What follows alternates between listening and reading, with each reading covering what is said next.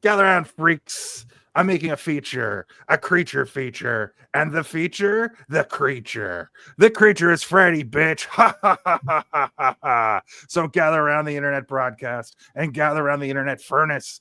Get your metal claw and find a group of teens, because it's time for, hey, did you see this one, bitch?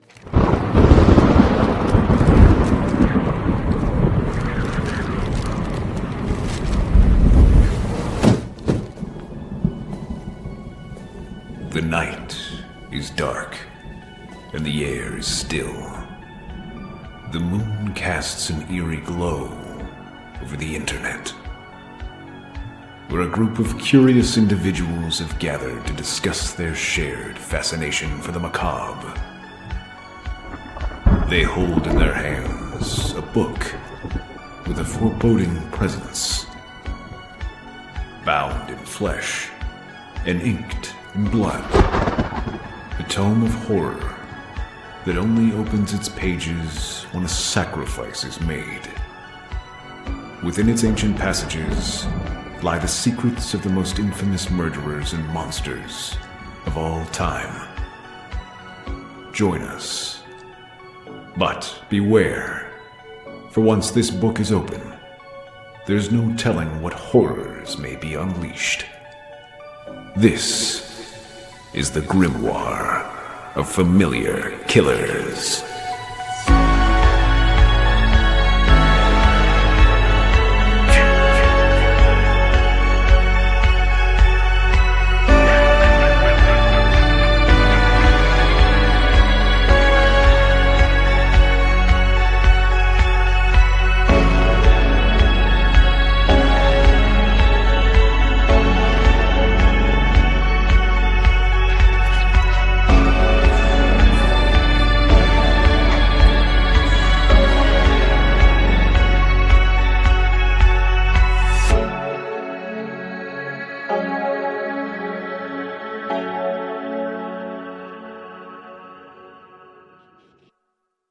I don't get it. They should be here by now.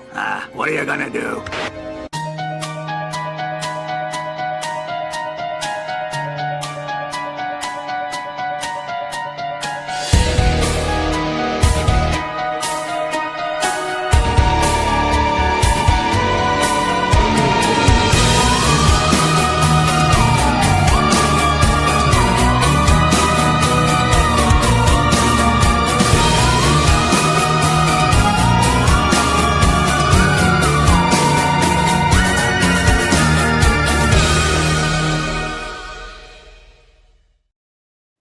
Hello, everybody, and welcome to Hey, did you see this one? Craig, if you want to just leave and come back, that's probably the best way. I see you as green on all screens across the known It's land. a green screen.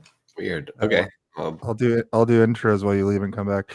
Okay. Welcome to Hey, did you see this one? The weekly review reaction roundtable discussion podcast where we just have to ask the question, hey, did you see this one? On this show, we take a film and we completely pull it apart, leaving no stone unturned. My name is Jason R. Phillips's New Nightmare, and I'm joined, as always, by my co-host and illustrious illustrator, pretty good, Steven Spooky Waters. Sometimes I just talk, right? And I'm saying words and I'm not knowing what I'm saying. Oh no, it's still He's green again. Craig, unplug your freaking camera and plug it back in. Well, it's built into my monitor. Hold on, I'm going to switch cameras. Hold on. It wouldn't be Hey, did you see this one without tech problems. This has never happened before. This is strange, weird, wacky, strange. wild stuff. We saw him when he first showed up the first time. Yeah. Oh, my balls.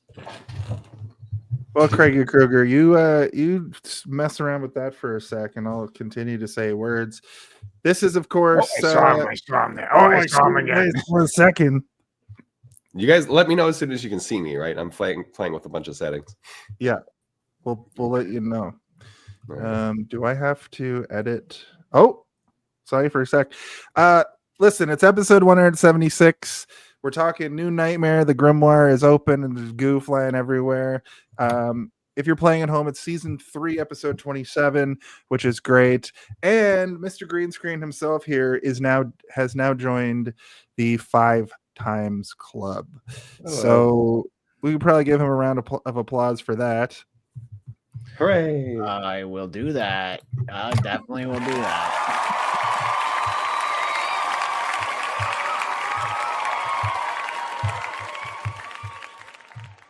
And this is a really strange moment because usually by now all the technical difficulties are taken care of. How's it going over there with Tech Watch 2025? Listen, I'm joining on a different web browser, and we'll see how that goes. I'm going to be right back.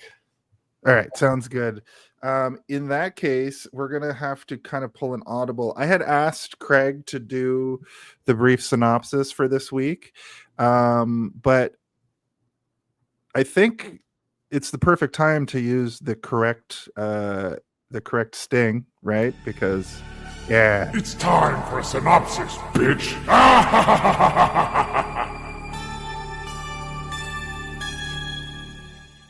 hell yeah. Steve, do you want to give us a brief synopsis of...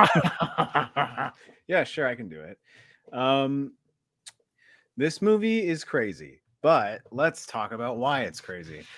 The movie is about Heather Langenkamp, who is the star of the very first Nightmare on Elm Street movie, who is married to hey, he did it over here. Did it, yeah. But Chrome, down with Chrome, up with Firefox. That's my message. And she's playing herself in this movie. And she, in this movie, is still the star of the Freddy Krueger movies. But the way this movie opens up is that we see that they seem to be remaking Freddy Krueger, or at least a new sequel. But it turns out that's just a crazy dream she's happening. And that's a theme throughout the entire movie, is just people are happening in their weird dreams. They're just all happening in their dreams. Not weird that they're going to dreams in this one. Yeah, we don't get the classic Freddy dreams in this movie, but it's as though the dreams are bleeding over into reality, which is very cool. It's also kind of given from just her perspective, which is sort of a unique thing for the Freddy Krueger movies. It's usually kind of isolate a teen and have Freddy fuck with them, but this movie is... You could debate that it's almost about her potentially going through some sort of psychosis. And if you look at through that lens, it could potentially be just her going crazy, which is fun because that's usually how these movies work. But we all know as the audience that that's not what's going on. But anyway, in the movie, she is interacting with all of the old sort of namesakes of New Line Cinema and the Freddy Krueger series, including Wes Craven, the director of this movie, the writer of this movie, and the writer and director of the first Freddy Krueger movie, who is a character in this movie, as well as the producers and all of that kind of stuff. And they're trying to make a new Freddy Krueger movie. But Wes Craven reveals partway through the movie, but that is not exactly why they're making it. They're not making it for money. They're not making it to bring back Freddy. They're making it to seal an ancient fear demon into the Freddy Krueger franchise once more. Now, Wes Craven knows a lot about. He's like, oh yeah, like it's all. I don't remember everything he said, but he's like, yeah, it's this and this, and you got to do this to Freddy and this. Like he just pulls it. It's like he had a weird giant like Necronomicon or something in his office, and he's just flipping through it, being like, oh, of course, it wants to devour innocence. How did I not see that before? But yeah, the movie is basically, what if Freddy Krueger was a demon that was sealed inside of the Freddy Krueger franchise, but now that the movies have stopped being made, he's now free to bleed over into the real world, looking for something else to be contained within, or devour innocence, as Wes Craven says. Which is kind of interesting because you do the Darth Theorist and the Three-Eyed Raven channels, and this is like a real life what if story almost. Yeah. The alternate scripts for this movie are wild. I read one of them like years and years ago. I didn't reread it for this. I was planning on doing it but then work life stuff happened and I just didn't have time. But it's pretty crazy. I'm not sure if it was like an official script that I read or if it was like a first draft by Wes Craven that had then been like fleshed out and completed by like a fan or something. But it was pretty wacky. Yeah, the only other movie I'd really like to see alternate scripts for is a lot of them, but Alien 3, because that went through like so many they actually made directors and writers and stuff like that. There's like 3 different Alien 3 movies. They made it. There's an assembly footage one, yeah. Sorry, they made it into a graphic novel, the alternate, like the first sort of draft script, the one that was like the crazy one that Fincher wanted to make, that they're like, you cannot make this. This will be the most expensive movie ever fucking made. My friend Cam, who has been on the show a couple of times, he let me borrow it. And it's pretty good. Like the planet is made of like wood. Like it's just like a giant wood planet. And you're like, what? This is wild. Anyway, it's really cool. But yeah, you're right though. Like very few movies are you're like, do I want to see the alternate version of The Matrix starring Will Smith? Like, not really. Yeah. Like I kind of like The Matrix, or like Back to the Future with Eric Stoltz. Like, no, I Yeah, think whatever. J. Fox. It would just be exactly the same, I think, with Eric Stoltz. He would just be lame, just less charming, less charismatic. Yeah. Yeah, Craig, three of them. I had asked you to do the synopsis since you were having technical difficulties. Of Yeah. course, I had Steve do it. But did you have anything you wanted to add to that synopsis, or was that pretty much what you had written That down? was pretty much it. Yeah, I mean, like to summarize, yeah, movie star who stars in movies. Now we're looking at her as herself, and she's making another movie, and chaos ensues. But yeah, basically what Steve said is what I was going to say. Perfect. Okay, how about this though? Let's talk, since it's basically the last Freddy helmed movie. We are of course going to do Freddy versus Jason in October spoilers. If you're watching now, when you see the poster come remember up, that. remember it. But do you want to, let's talk about our brief histories about the franchise at large and also this film, because There's a sting. there's always a sting. There's always a sting. My bad. But yeah, since Craig, you were already talking, give her hell, buddy. Yeah, I mean, I was on the episode that you guys did for Nightmare on Elm Street 4, so some of this is a bit of a rehash. But I remember in high school, I went to a buddy's cottage with him and his sister and her friend, and we were like 14. We stayed up all night watching all the Nightmare on Elm Street movies, but at that point, it was only 6. There was only the first 6, so I like knew those very well. And then this one came out, and I kind of lost my mind. That's about it. I find this to be. It's the most original one since the first one, I would have to say. I mean, if you've seen it, you know what I mean. It's way different than any of the other ones. It's not a sequel at all. Mm-hmm. That's basically it. I mean, we can talk more as I get into it. Yeah, for sure. How about you, Steve? So this one I didn't actually see until much later than the other ones. So most of our discussions about this movie and our histories with them is always, I watched them all when I was in high school, when I was finally a brave enough boy to stop cowering from the horror movies and see them for what they are, which is a bloody good time. But this one, I don't know why it was, but like whenever channels would play the Nightmare movies in some sort of marathon format on channels, this one always was like left out. And I'm not sure if it was a distribution thing or what, but it seemed to me that they would play 1 to 6 and then they wouldn't play this one, which I guess maybe it's too long. This is much longer than the others. It could be that it was not cuttable for television. That would make sense. Or they just didn't bother to cut it. They were like, it's not one of the main ones. There's no jokes. Yeah, or they're just like, people don't like this one. But like I for one, I think it might be one of my favorite, if not my favorite of all of them. It's weird because when I did finally see it, it made me for like a nostalgic for a time that I was still almost part of. Like you watch this movie and it's just dripping with 90s nostalgia in a way that you're like, the house almost feels like the Full House set or something, and you're like, you're still kind of living in that time period. All the clothes and the hairstyles and the actors. Like that little kid, the Dylan, the son. I mean, he was in Full House and probably tons of other sitcoms, like things, or like a 2-year period in the 90s. And then they're like, all right, kid, you're too old for this business. Go get an education. Go look up his profile picture on IMDb right now. It's I'll get that. Weird, creepy goatee. I don't want to do that. That'll make me feel sad. But yeah, it's weird because it when I saw it, it was like I was nostalgic for childhood in a weird way, because it kind of felt aesthetically like things that were familiar to me, even though I didn't grow up in fucking Hollywood in like a bungalow style mansion. Like. Wait. I'm just learning this about you now, that you didn't learn up in Hollywood in a bungalow style mansion. I didn't. No, I didn't have a spiral staircase in the middle of my open concept kitchen. I'm still learning new things about Steve all this time later. I didn't have a beautiful pool and a nice backyard. Anyway, so what I mean to say is that I ended up seeing this one much later than the others, and I always just assumed it was bad for some reason. And I think it's because it's like, well, they didn't play it with the other one, so it must be like the garbage one or whatever. And then when I eventually did see it, I was like, maybe this is the best one. Like, it doesn't rely on a bunch of shaky lore and like a bunch of continuity errors that they're trying to, retcon halfway through movies or right at the beginning of other movies or at the end of movies. It's just kind of like, we're just going to tell our own sort of contained version of Freddy, and we don't have to worry about any of that because it's technically not Freddy. We can just use the iconography however we want.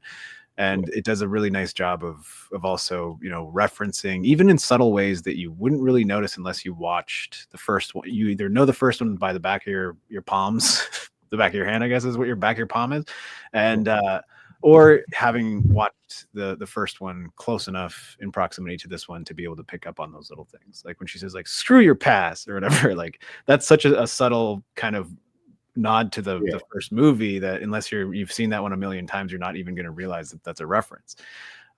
It's nice. It's like good fan servicey. It's not sort of. It's subtle. There was the sticky stairs towards the end from the first one. There's the tongue coming out of the phone.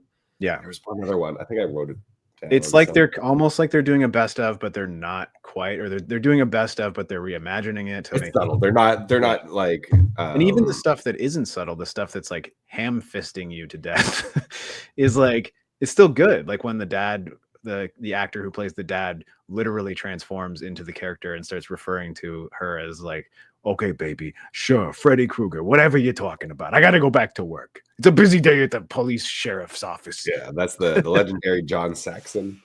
Yeah. Who's been in a lot of horror movies, including Prom Night 2, which is a hot mess, but you guys should watch that. It's fun. Had the same wacky hairline for like 25 years. You're like, yeah, since like a choice that this man has made. Yeah.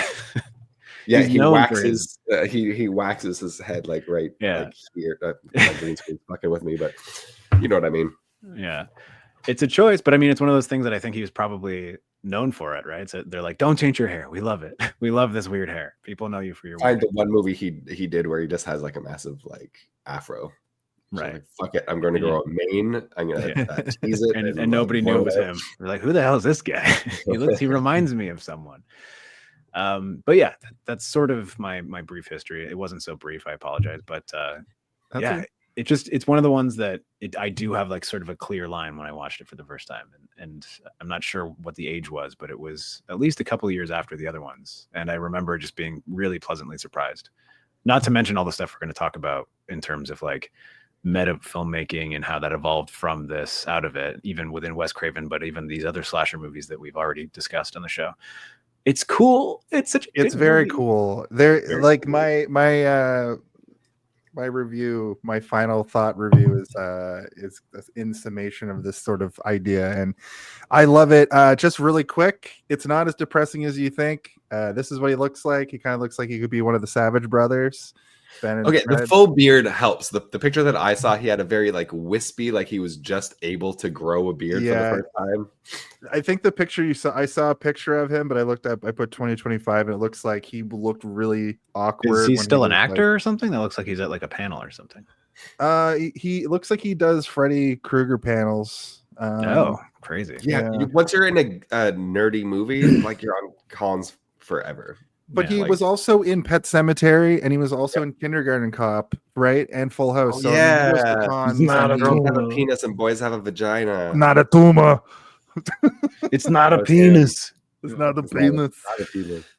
But as far as my brief history for this movie goes, it's basically I watched it this week. But what's interesting is now I've seen all of these films. These were movies I could not handle even broaching when I was, when they were coming out or when they were out. I was even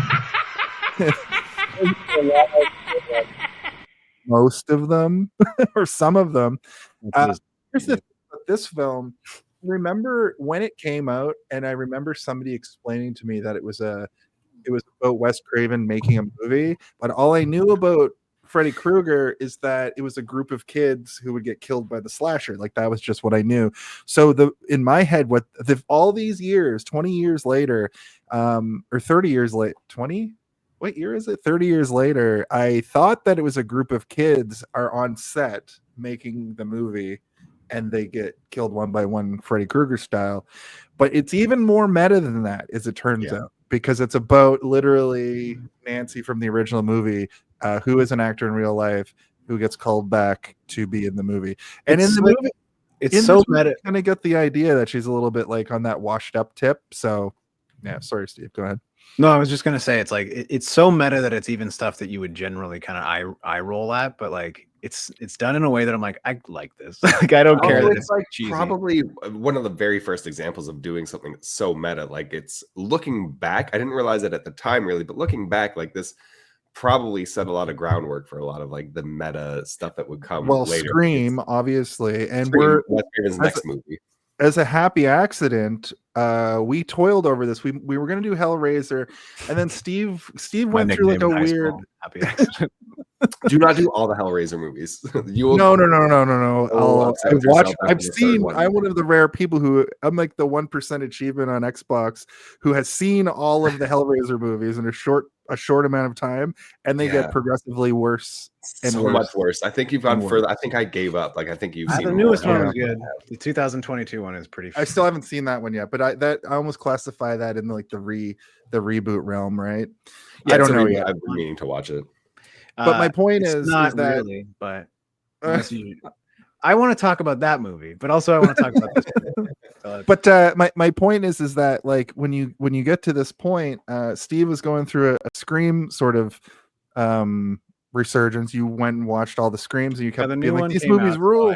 I was like, I'm gonna watch all of these, and they are so good, man. It's like that's one of those things where like I remember watching like Scream 3 and being like, ugh, this is shit. But then I watched it recently. I'm like, this is not shit. You know what's shit? A lot of stuff that comes out now. Yeah. I'm like, this, I didn't appreciate this enough at the time. So in October, we're gonna do the Jason Takes Manhattan, Freddy versus Jason, and Scream 1. You're taking Manhattan? That's the next one. You are. No, you. Jason. Get it? Manhattan alone. Get it? How you think it? That city's been through enough. Yeah. But yeah, as far as my brief history goes, I've seen them all. Let God sort them out. Let Freddy sort them out. But this was the first time you watched it, right? This week? Yeah. And like I said, I had my headcanon for this movie was a completely different film that I made up over the last 30 years, which I was pleasantly surprised it was not several that. times. Speaking of years, watching this, I realized it came out in 1994, and they mentioned it in the movie. Oh, it's been 10 years.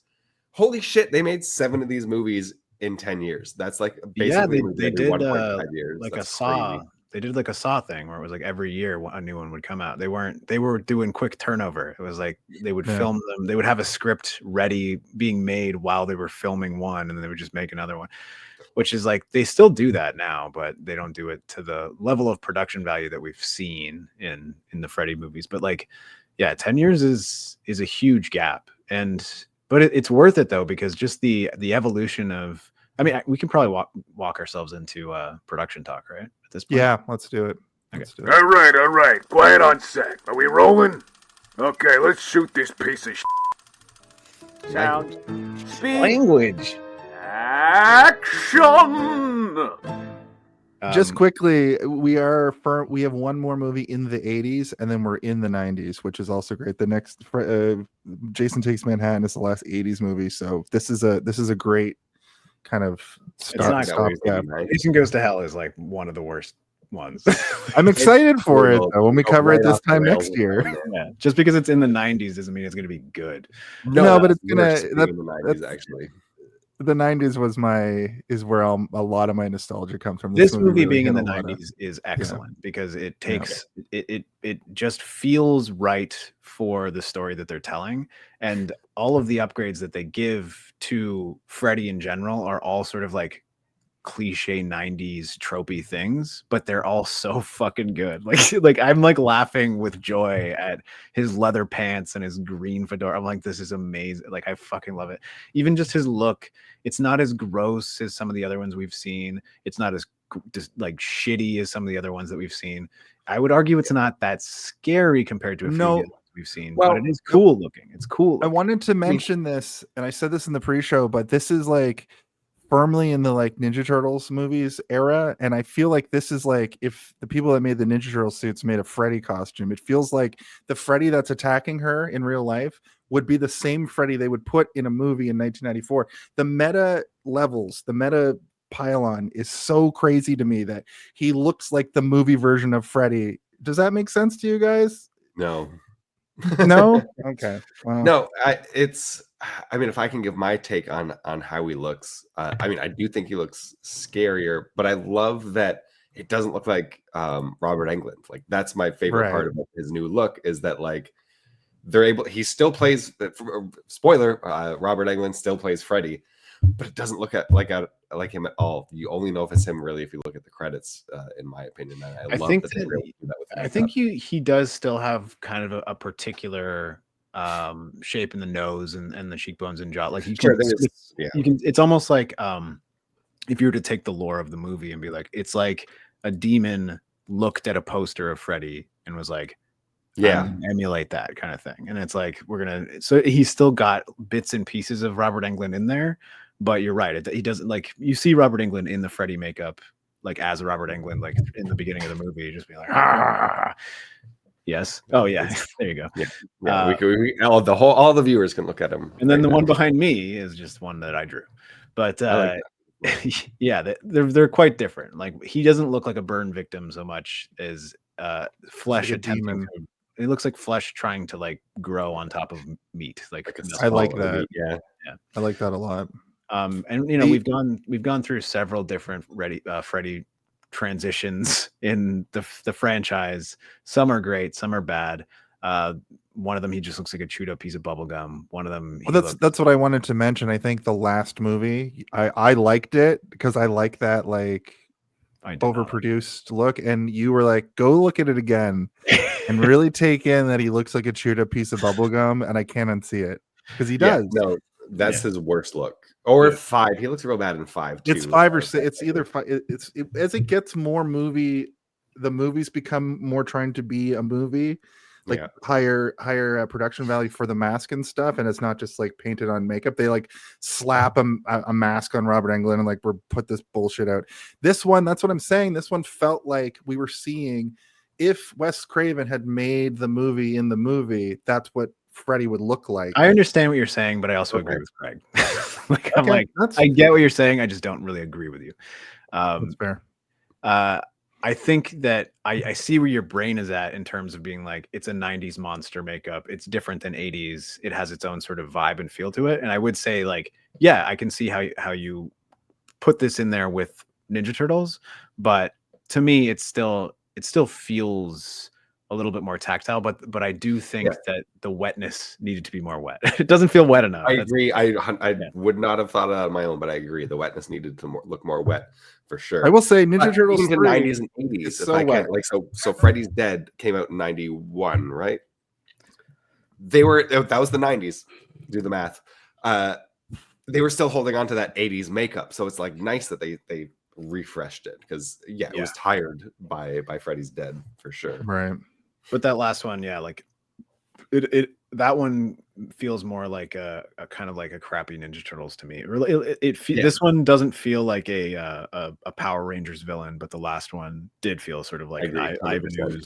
2-1, Jason, me and Steven win. But to be fair, Ivan Ooze was super wet. His whole thing was wet ooze. He was literally a chewed up piece of bubblegum. Exactly. Just some stats real quick. It was written and directed by Wes Craven, returning to the helm. Are you telling a movie called Wes Craven's New Nightmare was written and directed by Wes Craven?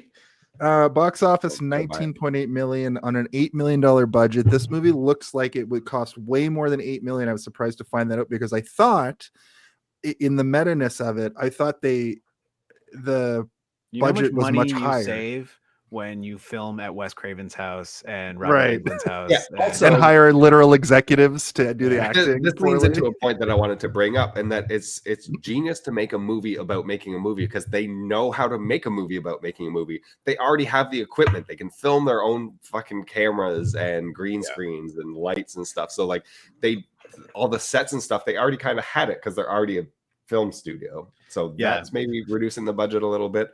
Plus, it's like 20 million today money. I just had a really neat idea. I was like, how do they make a sequel to this? Like a Lego sequel? They're making a documentary about the making of this movie that gets haunted by Freddy again. And since it's been 30 years, the ghost is coming back. It's been fucking long. Found footage Freddy Krueger movie. Is that what you're saying? I kind of do. You do a prequel to this, which I know already doesn't make any sense, but just wait for the title of the movie: Wes Craven's Old Nightmare. Get out. All right. Yeah. Yeah, I like But that. I mean, like, there is a certain level of charm, but there's also a certain level of disconnect that you feel when you're watching this type of person. But some people like it, some people don't. I often enjoy seeing these kind of sets and this kind of worlds that is so foreign to me, right? Like being rushed around. Like the beginning of this movie is so fucking hectic, where she's just constantly being rushed from location to location to have like meetings all day, and it's like, this is your life. And your son's For a second, I have a summary. Speaking of hectic, in the beginning of the movie, I have a summary of all the crazy shit that happens in the first 7 minutes of the movie. First, we open on Freddy's glove being created, like close up. A glove is being forged. Whoops! It's just a movie. There's no new real glove. Whoops again, the glove comes to life and kills a bunch of people. Whoops again, it was all a dream, but now there's an earthquake, and that's, I guess, what caused the dream. And then also the son is making monster faces in his oatmeal. Daddy cut his finger just like Heather saw in her dream. And then there's also these phone calls. He's like, oh, have you been getting more of those phone calls? That is all 7 minutes. This is a whole bunch of like upfront. Before we get like too deep into the movie itself, I do want to go a little bit further into the production talk of this movie, and talk about those sort of alternative scripts that I was gonna ask you at this point if you wanted to fill us in a bit on that, because I'm interested. Wes Craven originally, like when he started the script for this, he was like the main character in the movie for a lot of it, and like the idea was that he was on the run from Freddy in a van with a typewriter or a computer, and he was just writing the script, and like he had cut his own eyelids off so that he couldn't fall asleep. And he's just like frantically writing at a computer. And like I've seen like illustrations and stuff that they're just so like, it's so creepy and weird, but at the same time it's so also like genuinely funny to just think about Wes Craven like writing a crazy Freddy Krueger story about himself. And like a panicked and paranoid who's that guy who did On the Road? Kerouac, just like writing in a van as he travels across the country trying to escape Freddy. That's funny. And then we've also got like the bones of that script were like mostly just about him, and then he's going and revisiting the actors and characters from the other movies to try and be like, you need to help me, Freddy's coming back and he's coming for all of us. And I think it was a much more sort of grand sweeping story than what we get, even though this is still pretty epic in a way. It only takes place in about 4 locations, and there's not a lot of characters, and it is intimate, and I do appreciate the fact that the perspective is pretty focused on Heather and not kind of constantly having to go into other people's, but like we're not getting a Robert Englund facing Freddy Krueger in a dream showdown, which would maybe be fun, but we don't need it. Yeah. I mean, I would kind of love that, to be honest, like Robert Englund being killed by Robert. I mean, give me more Freddy, I'll take it. I love whatever it's going to be. But we don't need it as fun as it would be. And then we also get Robert Shea, who's been in a bunch of the Freddy Krueger movies, who is sort of the he's the man who kind of kept Freddy alive, and he's also the man that like breathed new life into New Line Studios. We've talked about this before on the podcast. It's a pretty well-known fact that like New Line Cinema was dying, and the first Freddy Krueger movie brought it back to life, and to the point that they refer to it as like the house that Freddy built, I think. Yeah. And Robert Shea he's been there the whole time. Remember the ticket booth guy, Jason, who's like, ticket please. That's Robert Shea. And he's also in this movie as himself, which is fun. But he also does like kind of an admirable job of acting. I'm like, you're doing an all right job, Bobby. Better than you would think. Yeah. Yeah. Like if you didn't know that he was the producer of these movies and has been the entire time and is essentially a money man with creative input, you wouldn't know that it wasn't an actor. If you were just sort of an outsider watching the movie, you'd be like, this guy's doing an all right job at this character. And then Sarah Reiser is also there, who's also a producer, and she's like the lady who you can tell like this is not an actor. Like I was watching it with Danny, and Danny's like, why is this person acting so weird? Like they're trying to not be aware that the camera, like they're focusing to not accidentally look at the camera. And I'm like, that's because that's one of the producers, and she's just being like, hey Heather, how are you? Come with Non-actors me. always have such a weird non-actory way. Like they don't get that you have to almost yes and like with your face.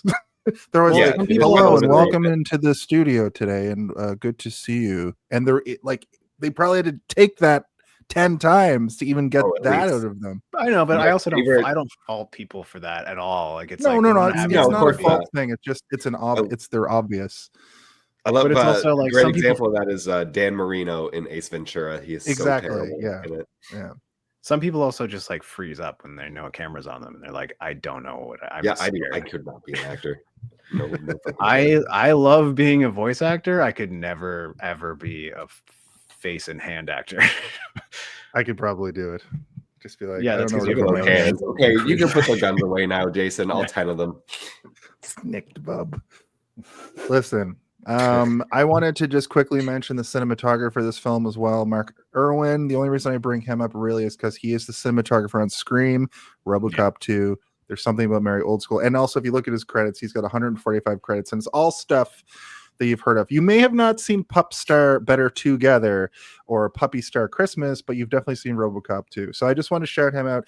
And finally, the score in this movie is Well, you don't want to fucking- talk about him? Let's talk about him and his camera work first before we move on to the next thing. Okay, I didn't know how much you wanted to love really get into it. cinematography. Okay. I just want to talk about the cinematography. If you're going to bring up the cinematographer, we have to talk about the cinematography in this movie.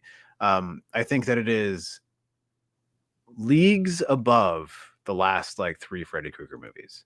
I think that the second and third Freddy Krueger movie get very creative. The fourth one is okay. The fifth one stops caring about the camera. What's the one where the pin drops? Is that 5? There's like that That's one the movie one- that has like one good moment in it. and That's the everything one else- with the kid, isn't it? Remember the deaf No, guy? that's deaf that's the guy. one with the deaf guy and the. That's the one with Yaphet and the- Kotto. So that's the Yeah. sixth one. So that's the last one. And this movie, it's like it's being rewritten, right? They're like, we're gonna take Freddy Krueger how we know it, and it's now being reformatted with different sensibilities, the sensibilities of the 90s.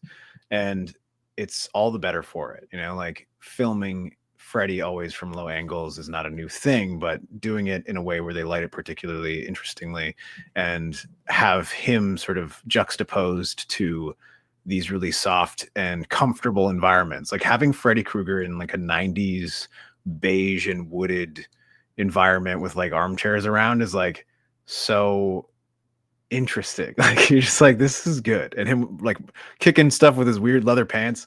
They did a very good job of shooting almost everything. You know, like I can think of several moments in this movie that in my brain, when I think of the Freddy Krueger franchise, a few shots from this movie specifically pop into my mind as like iconic shots. So like the moment where Robert Englund is like waving his hands in front of the audience and everyone's cheering. Yeah, he's backlit and everything. He's backlit, there's smoke. Like that's great scene. iconic to me. The part where he's raising out of the bed and cuts through the Yeah, sheet. I was going to bring that up. Yeah. Maybe not for you, but when Robert Englund is on the phone with Nancy and she's telling him about her dreams, and he's like, it clicks for him and he looks and you see like the painting. That cut to the painting is iconic for me, where he's got his painting of Freddy. And he's like, no kidding. And he keeps like putting the phone down. He's like, I'm not listening to you right now. Just hold on. Keep talking for the audience, but I don't care. For some reason, my Alex Jones impression is coming out when I'm ready to do Freddy. I'm in the walls. But yeah, I think the cinematography changes the DNA of at least Wes Craven movies as we know them, right? Like he after Scream, he only makes I think one more, which is like that werewolf movie that I don't think I ever saw. Did you guys, either of you guys see that movie? Which one? I can't even remember what it's called. I think Christina Ricci. Yes, Yeah. I have that on DVD actually behind me somewhere. It was okay. I mean, it was not a Wes Craven classic. It's not about like a woman who is like in a werewolf TV show who becomes a werewolf or something. Like it's not a crazy. No, it's not meta at all. I mean, spoiler alert: Christina Ricci becomes a werewolf. But I think they gave that away in the trailer because like I figured. And probably the cover. I think the cover of the I can go find it. It's okay. Don't worry. I have a computer. I can look it up. But exactly. I think the cover of the DVD. I don't have the case anymore, but I think it's like a wolf on one half and then Christina Ricci on the other half. Yeah. So I mean, when you buy it, you know what you're in for. The one other thing that I wanted to say is like the the film It's called language- Cursed. Yes. Okay. The film language of this movie is so comparable and synonymous with Scream. Like watching this movie, you can almost feel like you're like, I'm watching a Scream movie when it comes to the visual language of everything that's being presented to you. And in the best way possible. The lighting, the camera work, even just like the intensity and way they shoot people going through fear. You're like, this happens so much. So many people on phones, like, you know, just being like, Also the meta-myth, like the way they address it as being a film like about horror movies, like Scream, Yeah. it takes a lot of cues from New Nightmare. In fact, and even I mean, like, I'm sure both films were being worked on at the same time, so like it probably yeah, they're before very the close film was together. even Yeah. done was But influencing. yeah, like the meta-ness of Scream is different from the meta-ness from this, but like the meta-ness from this ends up becoming Scream eventually as well, right? Like Scream goes through so many things where it's like then a Scream movie is being made within Scream. Exactly. Yeah, Scream 2, we got stabbed. Stab, yeah. Anyway, we'll talk about Scream when we get to Scream, but I just wanted to kind of gush about the cinematography for a little bit because I do think it's really, really great in this film for the most part. And like, you know, the special effects are, but like the practical effects are great. Yeah. I feel So like I haven't taken a breath in a while. we're long in the tooth for the production talk, but Jason, I told you you're not allowed to talk about the length of the episode in the episode ever. I'm allowed Okay, to sorry. talk about it though. Right.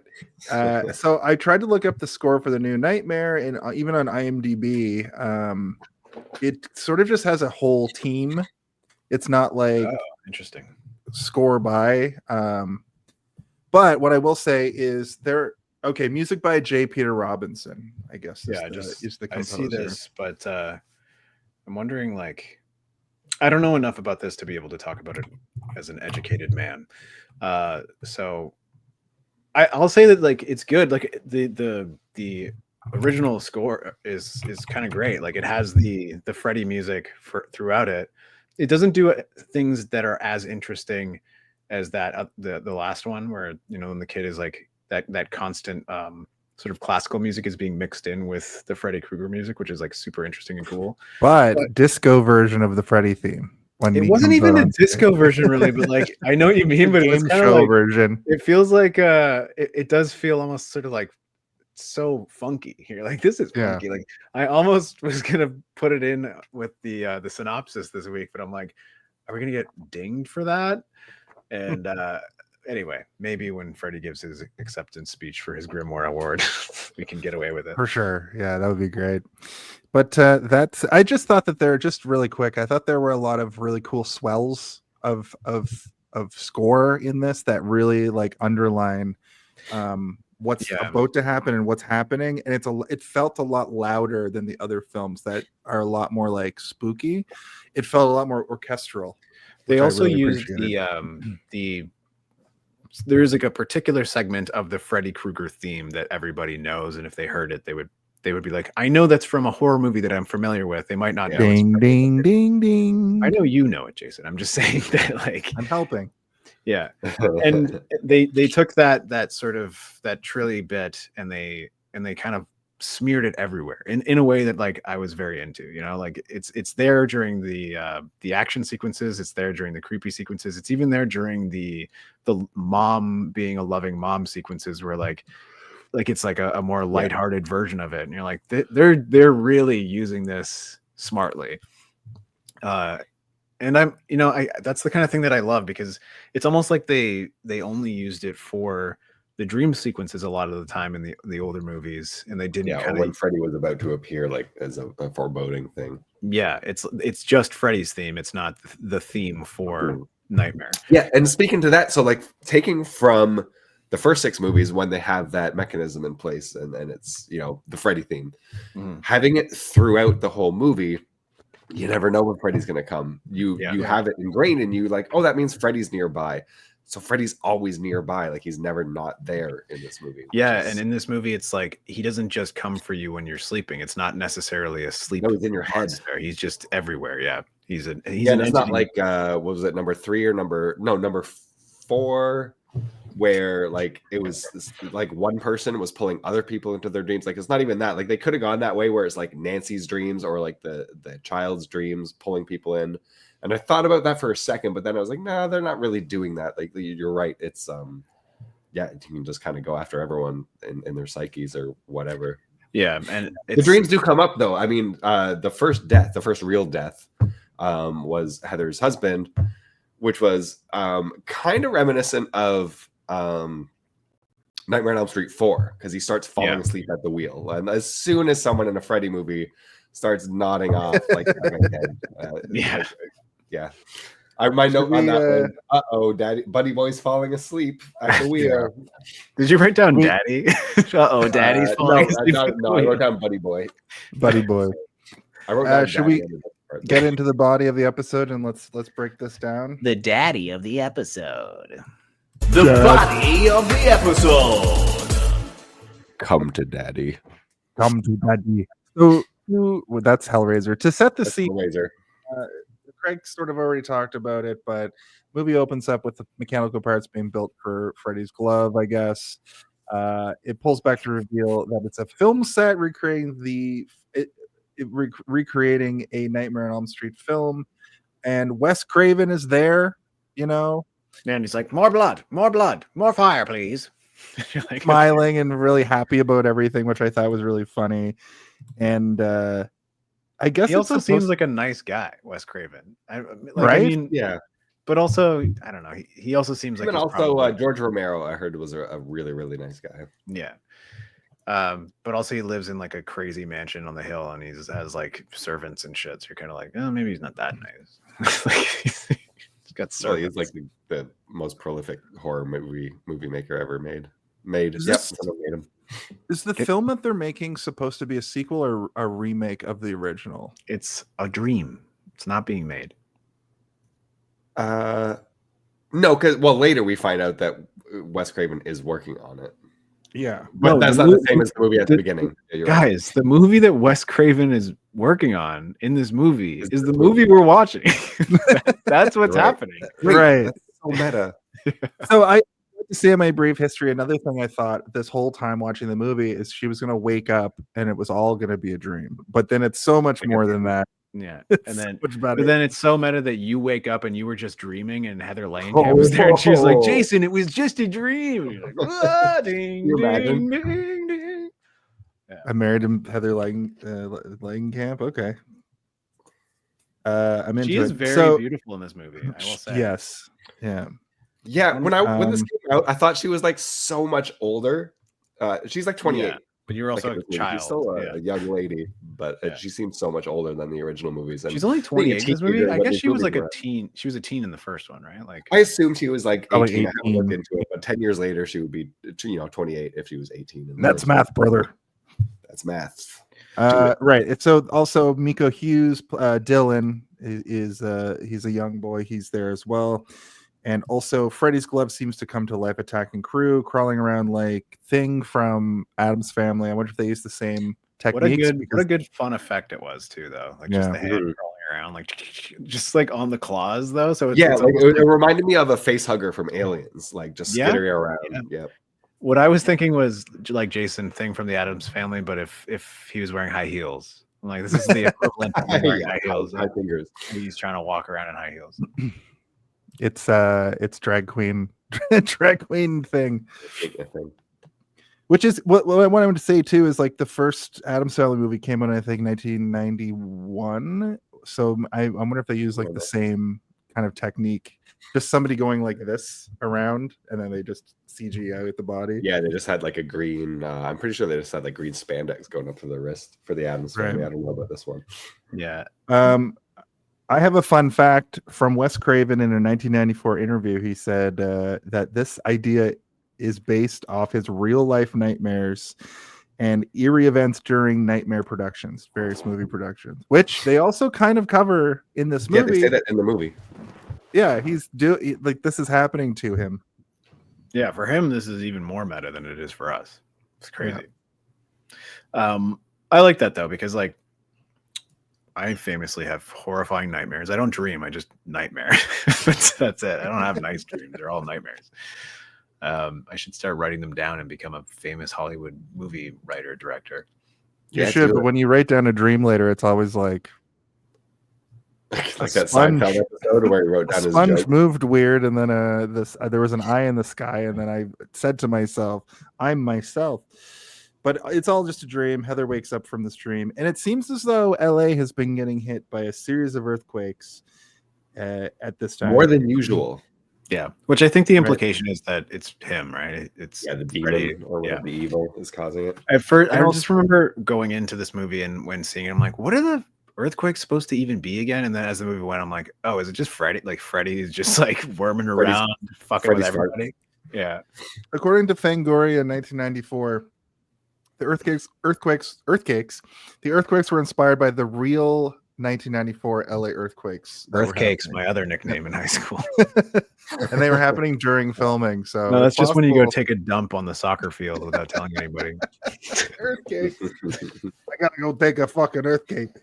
Why wouldn't you tell anyone? Tell someone you're doing that. It's funnier when they're like, I found another earthquake out there. Heather wakes up at her home with her husband Chase, played by David Newsom, and her son Dylan. Los Angeles has been hit by 5 earthquakes. I have to say, his company name, the worst, and his company logo, even worse. For a special effects company, holy shit! Drop a couple of shekels on a graphic designer, man. Chase, you're really dropping the ball here. It's called Cut to the Chase. Hey, it's like all cut to the cross and then Chase in like an italicized font with just like a slash going through a yellow card, and I'm like, that is the worst logo design I've ever seen. Well, here's the problem when you have meta movies like this. Yeah, you get a real film production company trying to make a stage production company, so they cheapen like their own skills a little bit to make it like look like it's not real inside the movie. And I think they went too far. I agree. But I feel like there are other movies that do that don't cheapen out, right? And like good example would be like Tarantino movies where like he makes fake brands and things within his movies, but he wants them to feel within a certain era or year. Rather than famously, Morley's cigarettes, which have been in X-Files and I think Tarantino movies and a ton of shit. Morley's cigarettes, they just look like Marlboros. It just says Morley's instead of Marlboros on it. I think that's fine too, to just like change an existing logo slightly to be like it's like the equivalent. But I do appreciate when Let's chips.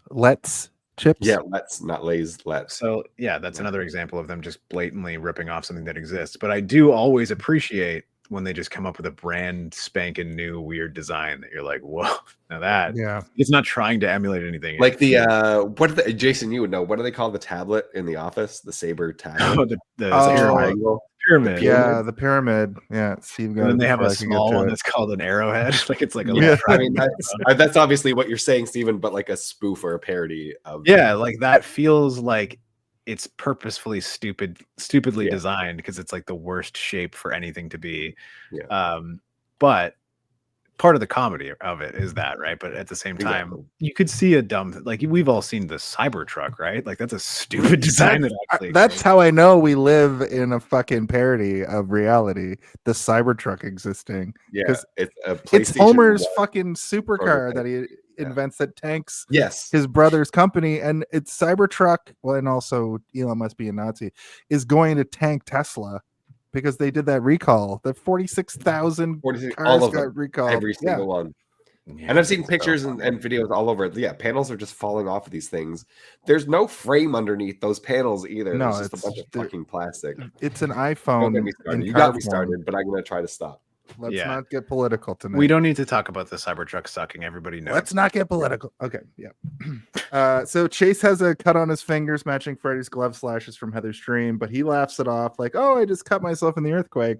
Yeah. And Dylan makes a creepy face in his oatmeal. Dylan, I gotta say, I can't tell if this kid is a good actor or not through this whole movie. Sometimes he's not, but it fits. Poignant. But sometimes they made it work really well. Yes. Even though he's a bad actor, I think it works. 4 or 5 or whatever. I'm not going to blame him as a child, but but I mean, like they made it good. Like there's this creepiness to him, which is really just his bad acting. But like they were able to direct and film and edit it in such a way that like you think like, is he just like possessed the whole time? Is that why he's Is it not Freddy acting like a acting normal through person? him? Yeah. Yeah, And- there's also yeah, some sort of I agree that it works. I'm not, and also again, child actors, you're not going to get the best performance out of all of them. You're not going to luck out with Elliot from ET every single time, Nope. But this kid clearly like went on to star in, or not star in, but like be the child in a lot of other things. The creepiness for him does come from like just when he's like blankly staring, but when he's like trying to pretend he's in a room that is being shaken by an earthquake, I'm like, okay, maybe don't show this much, because like he's clearly like, hello, like it's like when the he's Captain speaking Kirk in shit. tongues and screaming were two parts that I was like, you got to stop, kid. It's not working for me. Okay, if I can speak to him screaming for just a second, because as a parent of a 2-year-old and a 5-year-old, sometimes kids will just get the inspiration to just scream. She gets really upset. I'm like, kids do that. Like they just scream. Yeah. I think Jason means more like how he was like doing it, but like, I don't have any kids, obviously, but like I've worked with, obviously. I can't do it. I've tried so many times. Who would? Me and all the fellas that I go on dates with, we've been trying. It's just not working. You can't impregnate a butt. I just about spit my beer out to the fellas. I don't know why fellas in that context make me laugh. But I worked with kids for like half a decade. I know kids like are fucking weird. Like all weird, kids are weird. There's, if you meet a kid who's like normal, it's almost that's weird. It's almost more unnerving than all the weird kids. You're like, what's up with this kid? He seems too normal. He's gonna do something. He wants to go to the Four Seasons. Me. I do. I do, father. I feel like I would enjoy that.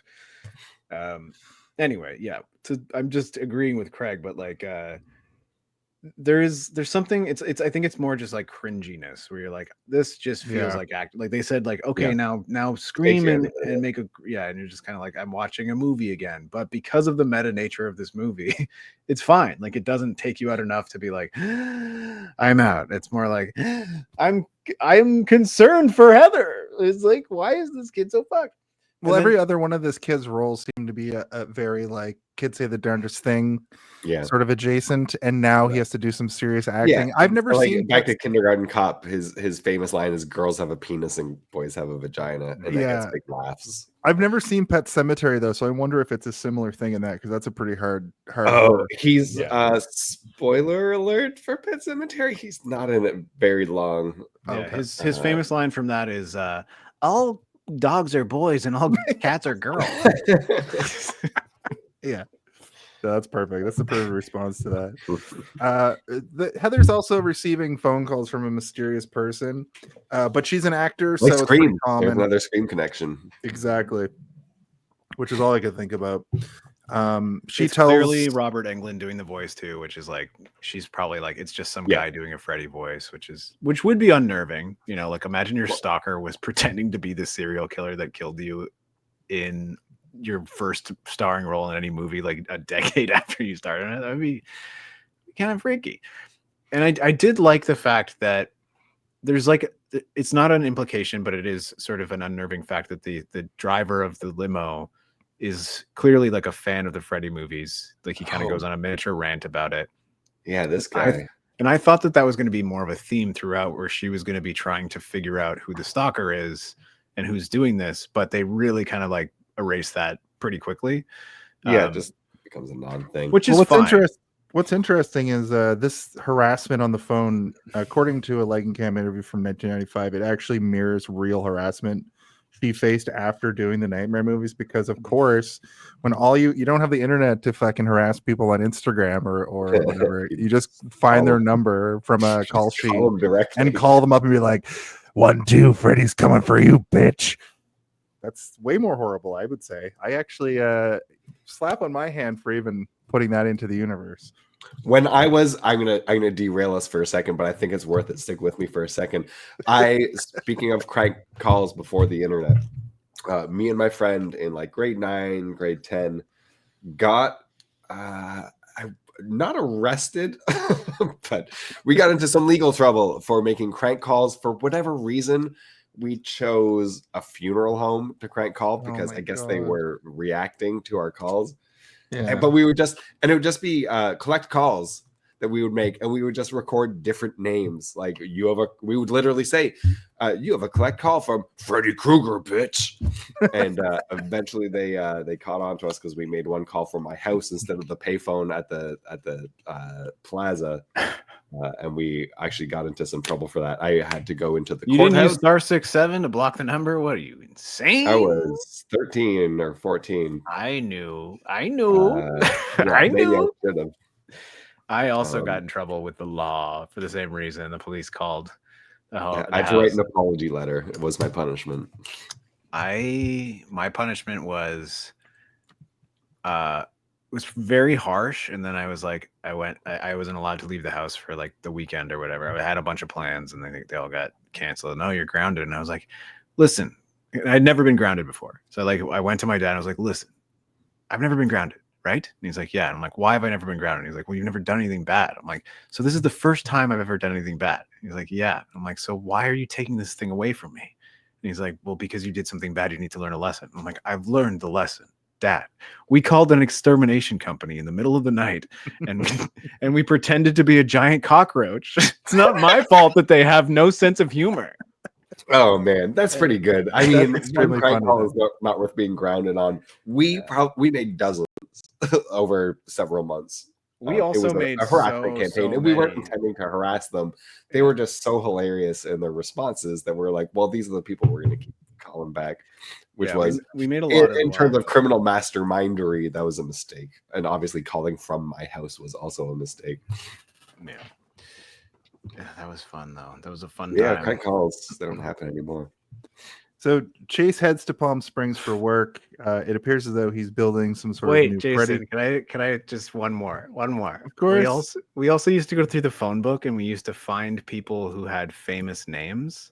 So like Michael Jackson, Michael Jordan, and we would call them, and then we would act like we were big fans of their work, which was very funny. And then the way we would do it, like, so a lot of the time somebody would pick up the phone, and it would be like a guy named Michael Jackson's wife or whatever, and then we'd be like, hello, is Mike there? And she'd be like, yeah, who's calling? And we'll be like, oh, it's Doug from work. And they'd be like, okay, Mike, it's Doug from work. And he'd be like, Doug? Like, I don't know who the fucking Doug is. And then I'd be like, hello, is this Michael Jackson? Holy shit, man, I never thought I'd get through to you. This is crazy. That's wild, because what I've just realized is the era of podcasts and crank calls. Like, there was, of course, Jerky Boys and Crank Yankers, but nowadays we don't have that, because you can't just get a phone book, really. Well, No, the no one's gonna equivalent answer their is- phone to a random number. Yeah, At least the I'm equivalent is being homophobic and transphobic and racist in a comment section of a chat. Yeah, I guess the equivalent. I guess. So I right. wouldn't say so. I think it's what we less did was funny. in good fun. We weren't being Yeah. bigoted or hateful towards anybody. We were just having a gay old time. Yep. That was my other nickname in high school. A gay old time. Hey, wanna here go comes a time? gay old Ooh, time a over gay old here. time. This friggin' gay old time over here. I'm sorry. So Chase goes to Palm Springs for a commercial shoot. I like that the split on the wall of the house. Yeah, kind of that was like cool. Freddy's The claw. claws. Like it looked like a claw. Dylan is caught watching Nightmare on Elm Street, and he's just transfixed by it. He screams, and then they get another. So, like, they don't explicitly say that's what he's doing, but it's pretty clear if you have a kid who has ever sleepwalked, like, Yeah. you know what it looks like, and this kid sleepwalks several times in the movie. Have you had a kid who's sleepwalked? My older son has once. I can't remember the details. I just know it's happened. Because you were sleeping. I was sleeping. Yeah. What are you doing in here? I'm trying to sleep. Are you sleepwalking again? I used to sleepwalk all the time for years. Yeah, same. When I was a kid, and Yeah, me too. my mom tells me stories sometimes, and I'm like, oh, so I was just the kid from Wes Craven's New Nightmare, apparently. My dad explains it Grabbing exactly knives the and way shit. that this kid sleepwalks in this movie, and the way that it's shot, where he's over there. I bring this up in my notes, but they don't just like do a close up on him. They do these really eerie shots of like a full room with just a kid standing over there, and that irks me more than any like the gore or Freddy stuff in this. I'm like, what a weird way to shoot that. That was perfect. Apparently, I used to like if they would try and wake me up, I would freak out in the same way that he freaks out, like in this. And then I would just accuse them of murdering my real parents and hiding them somewhere. I'm like, you're not my real parents. You killed my parents. They're somewhere in here. Where are they? When I would sleepwalk, I would go to the bathroom, but I would pee in the cabinets under the sink instead That's of incredible. Jeez. Yep. I went and crawled in with my parents one time, and I have this weird like flash of memory of me peeing their bed, and there was a bucket. They had a water bed, and there was a bucket. I just have this memory of there being a bucket, and for years I'd be like, "Why did you bring a bucket?" And I know now it's probably to like clean the water bed, but yep, there's a bucket beside our bed for when the kids are sick and in our bed and have to throw up, because we have learned that lesson a month or two ago. We got a bunch of vomit in our bed. Yeah. We need 2 buckets, one for each side, and then a third, maybe a smaller. That's a good idea. Shit, it's on my side. I should get one for my wife's side too. Yeah, 2 buckets. and one for you, because when you see somebody puking, you puke, and it just becomes chaos. Yeah, we've talked about the spaghetti incident on this podcast before, or whatever it's called. Oh, the Guns N' Roses album. Yeah, the cover album. It's just a time where somebody was tickling me so hard that I barfed. Oh yes, but it was mostly spaghetti. My son, I wasn't there. As my wife was putting our youngest son to bed the other day, and he was laughing just at a word in a book, the word wolf. But he laughed so hard he puked, and I wish I saw it. He'll make you laugh so hard you puke your pants. It's possible. It happened. Man. Yeah. What are we talking about? A movie, right? I'm on it. Yeah, Dylan does Scream, and then they get another Freddy call, which is kind of like Scream, and that's when I realized Scream is the perfect movie to cover after we finish this. Julie the babysitter shows up to babysit Dylan, and then the phone rings again. She yells, "Leave us alone, you son of a bitch!" But was it just the company that she's doing a movie for is calling? No, to be it's like the guy outside. The limo driver, who, let's talk about the limo drivers for a sec, because on the phone, he sounds creepy as fuck. He sounds like the crank caller. And in fact, on the phone, now that I think about it, might actually be Robert Englund, like not the same actor who is actually outside. Oh, like doing the voice of the phone? Yeah, like doing a different voice. No, I call Luna Divonair. I'm gonna write that down right now if it's not already Are called. those chef's fingers I see? Oh god. Those are chef's fingers. Those are chef's fingers. Everybody's talking about it. I'm Wes Craven for some. Hey, did you see this one? Behold an episode. I get it. It's a play on words. Also, I hear if you do a Trump impression more than 3 times in one podcast, he appears.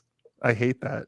Yeah. I'm gonna do it no more times because I've already threatened it twice. Let me just write down Luna Divonair to do Scream. Put it in your notes. I think I don't know if you're right, but that sounds like something they would do just to like fuck with the whole meta nature of the movie in general. Like, why wouldn't they, right? It sounded really weird. Like, he sounded so creepy. Like, why is this limo driver so He's like, I'm outside. What are you talking about? I'm just waiting for you out here, lady. I've been waiting outside. But he was more like lilty. I've had a beer and a half, lilty about it. Like, his voice was going like up and down, like playfully. And then when he calls back, it's the same. But then you see then also Nancy was a piece of shit to him. He was like, I'm waiting outside. She like yelled at him. And so, what do you want from us, you son of a bitch? And he's like, I'm your limo driver. I'm waiting outside. And then she doesn't say anything. She goes to the door, opens the phone down, screams. Without saying anything, just goes over to the front door to say, I'm sorry, I'll be right out. And then she stays inside for like 10 more minutes. He calls again. We're going to be late, lady. Like, we need to go, ma'am. And she's like, okay. And then she like does it like, get the I was so I agree. She is, but point. She's going through a lot. She just had an earthquake accident. That's true. I'm sorry. But she does go outside and he's like, hey, are you that woman from Nightmare? And she's like, yeah, whatever. Yeah, and then he's like, you're that girl, right? Right before he closes the door, he does the good like at her, like he does the good like the guy from that. And he does like a good like Freddy hand movement. I like that. That's what I would do. I love it. Oh, speaking of iconic, and this is so dumb, but like the scenes in the movie that stick in your head when she gets in the limo and he does that little skip around the hood. Yeah, like that is always in my head. I saw that. I was watching because I haven't watched this movie in like 10 years. But But like as soon as that like they're outside of the limo, I'm like, oh yeah, he's gonna like put his hand on the hood and skip around the car. Yeah, to get he in, does like, a good job of creating a character that is not important to the movie. It never shows Yeah. up again after the limo leaves. But like, I feel like I know a lot about this guy from just the performance that he gave, which Yeah. is, you know, commendable. Good job, definitely, limo like, driver telegraphs. actor. Yeah. I hope that he's not like a weird convicted sex criminal or something now, because Bro, I'm like, he let's, did a good I'm job. gonna look that up. Yeah, he had a brutal hairline as well. I'm gonna look I like under- that guy. Did he have? He within didn't have a years. ponytail. I think did he? that was by design. They're like, we need to hire somebody who looks slightly kind of like off-putting or whatever. The actor's first name is Cully, Cully. When you started that, I was like, oh, it's gonna be something weird. But Cully's not that weird. If it was Cummy, I'd be like, yep, that tracks. He's in a lot of video games. Star Okay. Wars Battlefront, yeah. Mafia 3. Oh, you've been So, playing with Cully this whole time, Steve. Yeah. You've experienced Cully in his full form. In Battlefront Elite Squadron, he's General Ram Kota, and also in The Force Unleashed, same character. Oh, Yeah, I'm not gonna read his whole thing. He is in a bunch of movies too. He's in Ram Kota is like no, he's a I think he's a Jedi, isn't he? Ram Kota? I don't know. You're the Star Wars I guy. believe he is. Let's find out. what if Let's- Ram Kota was Freddy Krueger coming up this October on Darth Theorist? Yeah, Ram Kota is a Jedi who survived Order 66 and ended up helping Galen Merrick, also known as Starkiller, turn to the light side during the Force Unleashed video games. And I know his voice well, and that's interesting to me Nice. because I've done his Also- voice in a Star Wars video.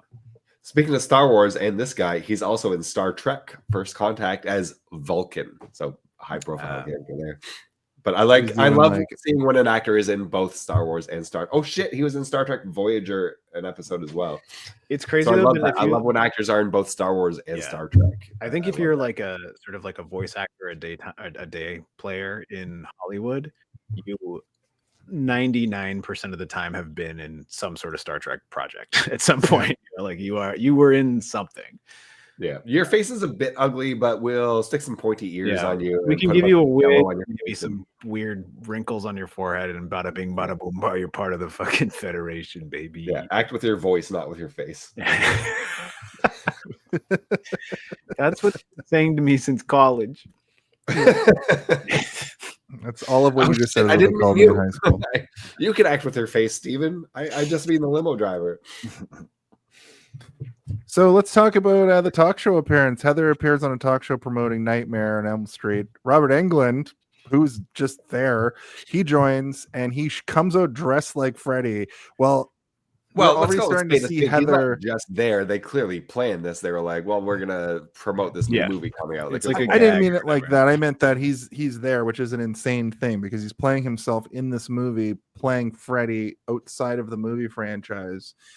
Yeah, but Englund what I was wanted doing to a lot of point video. out is that Heather is already starting to crack a little bit. We're like 30 minutes into the movie, and Heather's already like, I recognize all of what's happening to me from when I was in this movie.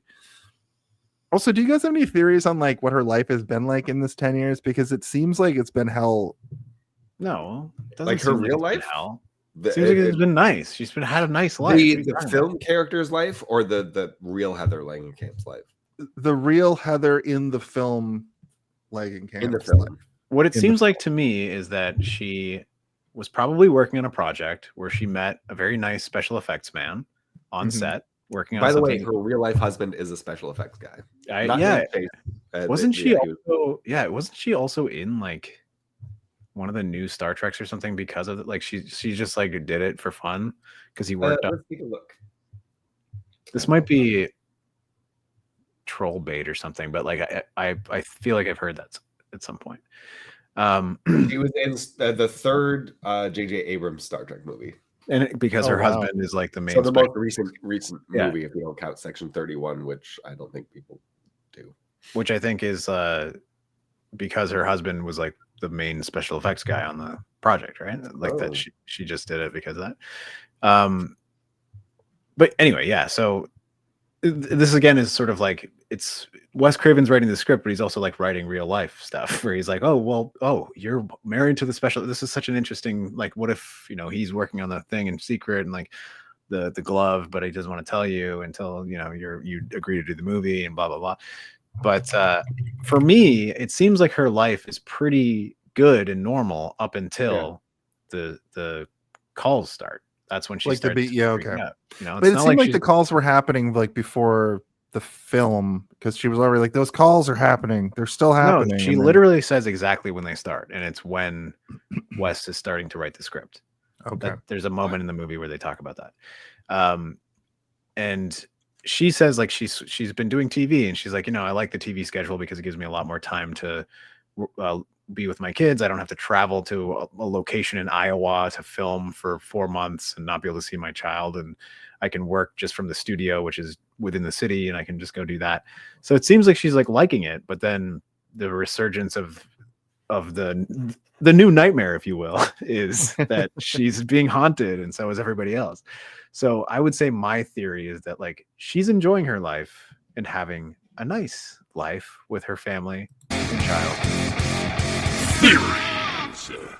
But this incident within this movie is what's derailing it, and the story begins several weeks or months after her life is starting to become unhinged. Yeah, and the earthquakes start happening, and then the dreams cracking. start happening. Yeah, the guy who's interviewing her does that thing like, "Is Freddy really dead?" Which I was like, and then it- back. What you don't your friends want to remember like Jiminy Glick or whatever? Yeah. She's doing the interview. Like, And it's also funny too because like there's so many people in the audience, like kids dressed like Freddy during all of this too, which I thought was really off-putting. Okay, well, you guys are a little bit younger than me. That was a thing. Like, Freddy was a kid's character in the 80s, despite them all being rated R movies. Like, all the kids knew who Freddy was. Like she says in the movie, like She says Santa Claus and King Kong. Like, that's not a joke. That's what the 80s was like. Everybody knew who Freddy was. When I was watching that with Danny, we just kept the list going. It's like Santa Claus or King Kong, and then I was like, or Michael Jackson. or Peter Pan. Yours is funnier. Michael Jackson's way funnier than Peter Pan. I agree. We both Or Robin Hood. Yeah. Robert comes out dressed like Freddy. She kind of freaks out over that. There's the funky version of Freddy's theme. So then it cuts to like Robert looks like a big time like actor. Like he's kind of like, I got places to be, people. But they're buddies, they're friends. They've remained friends this whole time, which I thought was really fun. And someone from New Line Cinema calls Heather, and she heads over to New Line Cinema. So we're over into the New Line Cinema element. Yeah, Robert Shea. That's when she meets up with Robert Shea, right? Yeah, He's excited about the new project. I do like Robert Englund's look here, where he's wearing like kind of like a nice day suit, like a casual suit, but it looks like airy and comfortable, and he's got those cool sort of like violet tinted shades, the circular rimmed shades. He just looks very comfortable in his own skin, which I'm like, I like this. Now, do you think, and I guess this goes for like everyone in the movie, but I guess primarily Heather and Robert. Do you think that's how Robert is in real life, or do you think they dress him up, or were they like dress how you dress in real life? I think it's all turned up to 11 personally. I have met Robert Englund in real life. What? And just once, and it was I think it was a fan expo, and it was when I was like 21, so like a very long time ago. And he looked exactly like he did in this movie. He looked close enough that it's believable. He was wearing more comfortable clothing than a suit, but he was also very nice, and he had sort of the demeanor that he has here, where he's like a single hand in the pocket, walking around, talking casually, standing tall with confidence. But the way I met him was so weird. Like I didn't go into a line. When I go to those, I don't stand in line to meet people because I'm like, this is so weird and masturbatory, and I don't actually want to meet anybody that badly that I'm going to pay you $50 to like talk to you for 2 seconds so you can sign something. I did it once, but it's not a story worth retelling. I don't care enough about anybody. It's like they are not the character. If I could meet the real character, sure. If I could meet Freddy Krueger for 5 minutes, sure, I'd pay $50. You probably wouldn't want to do that. I advise. Even if I had the assurance that he wasn't going to stab me to death. Yeah, so Feel my no, I'll tell. It's not a story, but it was Billy Corgan that I went to a book signing and waited in line to have his poetry book signed. So my experience was I was in the Fan X, and like Fan X is like always cramped, smells it's just sweaty and bullshit. It's like too hot a lot of the time. Yeah, 'cause well, it takes at place- least one person's maybe pissed themselves. Yeah, often it takes place in the middle of August in the convention center that's not properly air conditioned or whatever. Everyone's playing. Yeah, and there's like 20,000 people in there. So and then also the food is like $1 million too expensive. So you're like, fuck, I'm so hungry and thirsty, but we still have to be here for 4 more hours. I guess I'll go buy a $25 slice of pizza and eat it as far away from this area that is designated for food as possible. And so I bought a slice of pizza, me and my 2 friends, and we went into like this, what we thought was like a dead hallway, like no one's going to go here. And it turns out it was supposed to be like cordoned off. No one was supposed to be in there. And some guy came up and he's like, hey, you guys can't be in here. And we're like, what do you mean? And they're like, you can't sit here. And we're just sitting on the floor with our feet out, like, just like sitting on the ground. As you do. And we're like, okay, well, we're almost done. We'll leave in a couple seconds. Can we just sit here for a few more minutes and we'll leave? And the guy was like, okay, but I'm going to go down there and I'm going to come back. And if you're still here, like, I will kick you out of the building. We're like, okay, we'll leave. We won't be here by the time you return, sir. And the guy left. And then I'm eating my pizza. And then somebody kicks my feet and does like the most exaggerated, like pretends to trip over my legs and like almost pretends to break his neck and turns around. He's like, what are you doing here? And it's fucking Robert Englund. I'm like, oh, awesome. Yeah. Now, how wide was this hallway in relativity to your legs? Were you taking up? No. He did it on purpose. Like he was just doing it for fun. And like he could obviously so much gate that he could have went all the way around. He didn't even have to. Yeah. Anyway, it was just a funny get. And turns out he's a very nice and funny person. He talked to us for like 2 minutes, and then we were like, all right, don't haunt us in our dreams. Or I can't remember what I said. I was 21. I was trying to make a joke. He was good. He was nice. He was very nice. Yeah, you hit those moments and you try to be funny and you never are.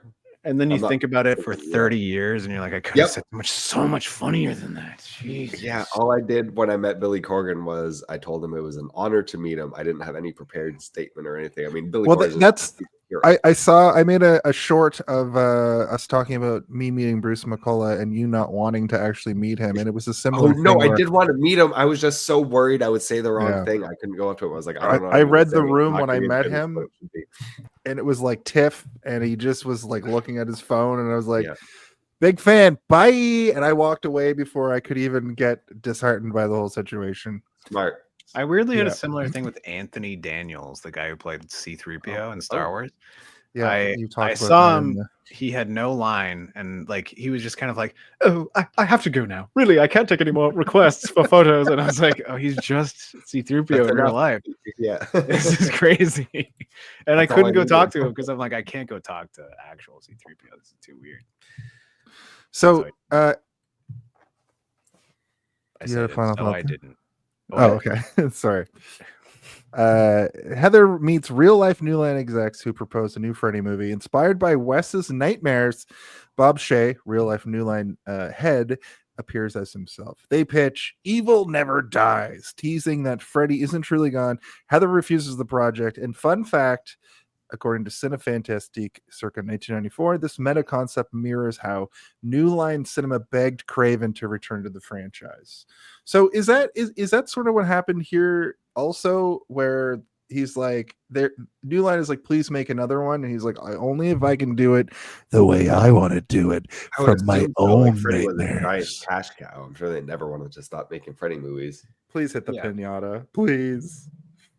I think that we haven't, Jason. You haven't gone past the part where the first death happens, right? Where the husband dies in the truck. No, because they're not even through the first day yet. This is like once she leaves this meeting with Shay, that's when that night little Dylan has a fucking episode, as she calls it. He's freaking out and just fucking losing his shit. He's freaking out, man. He's freaking out. But we talked about this scene briefly during our director talk or our production talk, but like it is weird. He says evil never dies, and that's like kind of like isn't that more like a Michael Myers thing? That I think is literally yeah. the Michael Myers tagline. I think Oh, that like you guys that's think that's like an homage? It's a little wink. maybe it is, but like There, I also there's a feel like they couple say of that those, about 'cause- Chucky as well. I feel like that's Yeah. just like a thing that they say about all of them. You know? There is They also all like are- a psycho shriek in this movie. I think that if we dug a little bit deeper, we'd probably find a lot more homage. there's stuff some going great on. ambient sound effects going on in this movie. I was Yeah. watching it with headphones on, and I was like, this movie's got good sound editing. Especially Now, okay, since you're bringing the sound up, my sound was fucking terrible. I don't know if it's a copy. unfortunate. I have it on DVD, but I did download it because I didn't want to dig out a DVD player to play it. Sue me, Right. but whatever. That's fine. I think if you downloaded- already own it, it's fine. We're not. It's Yeah, like that's my ROMs. You can download a ROM for a video game if you own Exactly. the original copy legally. My sound was fucked. I had to turn on the night mode on my TV's audio because dialogue was super quiet and everything else was super loud. I was like fucking with the volume up and down every time between scenes. So I had to, so I forget why I brought this up. You mentioned sound. I I was was going to just say saying you that have a there's some good- PlayStation, but you. Oh, you said it was great. Yeah, I was saying it was good, and you were like, "It's Yeah, bad." for me it wasn't. Me. Right? At least it was probably like, these rips that it was probably like a surround sound mix that was down mixed incorrectly to stereo or something, or maybe Yeah, my and TV also like didn't sometimes you know, can so I sound fuck with properly. your TV settings, so it doesn't think you have a surround sound system, and so it just comes out all as flat. But Yeah, that's if also- I watched it on like my main, like I watched it in bed. If I watched it on my main TV where I actually have like a proper sound bar and stuff, it probably would have sounded great. It might have sounded better.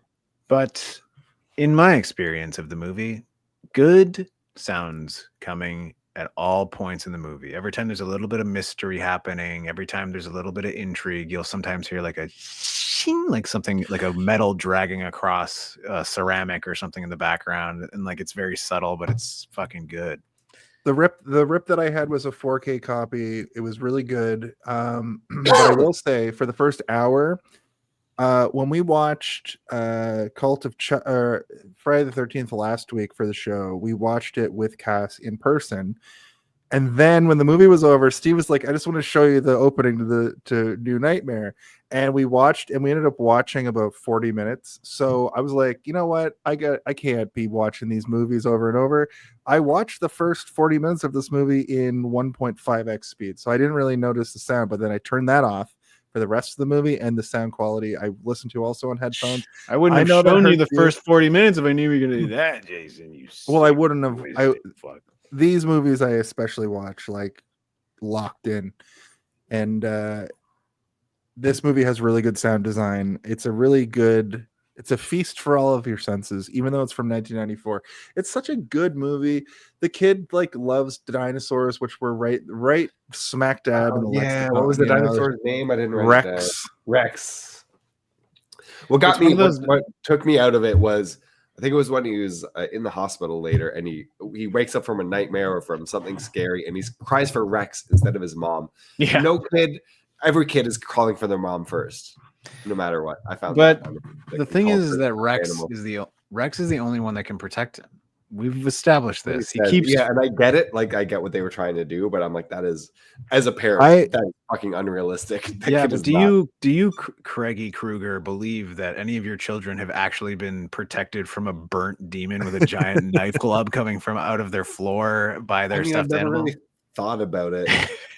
I actually Well, thought for a no. minute watching this that Freddy Krueger was going to have a weird CGI battle with a dinosaur, which I thought would have been not out of that would've been place I bet in a that's dreamscape. I scene think right on the fucking script. That would have been really cool, but you know what would have been even cooler, in my opinion, is when they go down into that hell world at the end. If there was Yeah. just a giant corpse of like a huge T-Rex, like That like would've he been cool, actually, too. like he had to fight like a crazy dream. That That you- Spielberg right. like lent him from the Jurassic Park set. Like, just take this Velociraptor. Yeah, so like we, the audience, know that he fought Rex, but they're not putting in the budget to show that. Yeah, but like just the fact that we know that he did do it and killed Yeah. killed him is like would be pretty cool. Yeah, even Um, in the background, so even only like 5% of viewers like even notice it. Yeah, Would have been great. like the crate dragon bones in Star Wars or something. Yeah. stupid. Yeah, I was, but yeah, because the fact that he's the Guardian is like really cool in my Yeah. imagination. Like, you know, when you're a kid, you see and hear shit all the time. I don't know if, like, I told you guys I was a sleepwalker. Like, I used to see E.T. in my room and have full conversations with them, and I had weird perverted old people looking at me through like the slat in my door of my my closet and things that I remember very vividly that I now know were not real. It was just my imagination. But like, you know, imagining a knife-handed man fighting a dinosaur, I wish I was watching that instead of just being terrified by people in my room. Yeah. The Fair. heck. That does actually bring us to exactly what we're talking about here. When she gets home, she finds Dylan having a nightmare, and he's freaking out, and he's like speaking in tongues, and the dinosaur has claw marks on it, and also Dylan says that basically the dinosaur protects him against the scary old man that lives down there underneath the blankets, which is, it's very eerie to hear that. When I was a kid, I was afraid of all kinds of nonsense, paranormal bullshit, like ghosts. I was scared of the wind.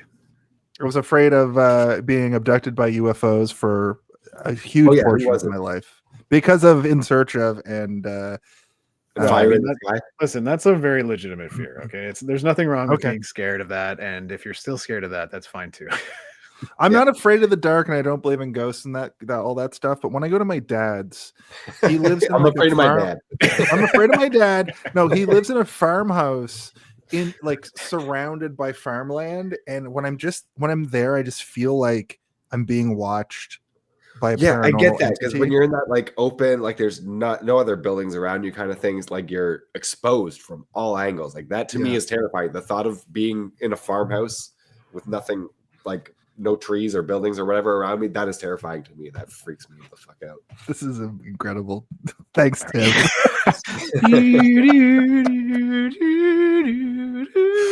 I think there's an episode called that, probably. It's one of the band episodes. Are you afraid of my dad? Right. So I also wanted to say that the house that they live in here reminded me a lot of the house in Jurassic Park 2. Obviously, that movie. It's just that pool in the back. You know when they get back to the city when the T-Rex is rampaging? I was like, what? I'm like, You're what acting like part? we've all seen Jurassic Park. I mean, I've seen it, but have you guys done it on the podcast? Is this something you guys have watched recently? No. We haven't. Maybe You're just we'll. I've just like watched the that movie a lot of times. Like, I mean, listen, technically, if we were going by technicality, the Jurassic Park / World movies could potentially be a Grimoire chapter, and Yeah. I'm totally at fine this with point, yeah. They're not that. What do you mean horror at this point? The fuck Well, you no, I talking mean not at this point in the podcast. I mean at this point in the franchise, because now there's like 5, 7 of them. Well, I just mean because it's a horror movie franchise. It technically is a horror movie franchise, and always has been. It's, I think plot wise, it's horror, but they filmed it like an action adventure. Yeah, and it's Of a little course, bit sci-fi but too. It's But I a agree with horror Steve, for sure. story. It's a horror. Jurassic Park is a horror movie, the first one especially. But then they start to mess with the genre, I think. Yeah. Jurassic Park 3 is like it feels like an action adventure more than the first one. Jurassic Park 3 feels like I tripped and yawned at the same time, and I accidentally ate a bunch of shit, or what do they call them? Earth cakes. Yeah, I know a it bunch of earth was cakes fell in your I have mouth. No recollection of it. It's It's actually not the good. worst. I've It's watched so it, bad. I'm sure. But it's also got moments that I'm like, that's good. But the majority, I'm like laughing my ass off at how crazy the decision making process must have been to do like. Yeah. Speaking of crazy decisions and the third movie in the franchise, never watched RoboCop 3. Don't. Yeah, I'm going to. Let's make it PG-13. I'm What? going to, and you can't stop me. It's going to be PG. I mean, just don't say we 5. didn't warn you, Jason. Yeah. Yeah, that's what you told me about. That's what you told me about Darkman 2. That's what you told me about most of the Hellraiser movies, and I still have them all up here. It's bad. Yeah. up here Yeah, now. it is. It's It's bad. But you understand why I warned you.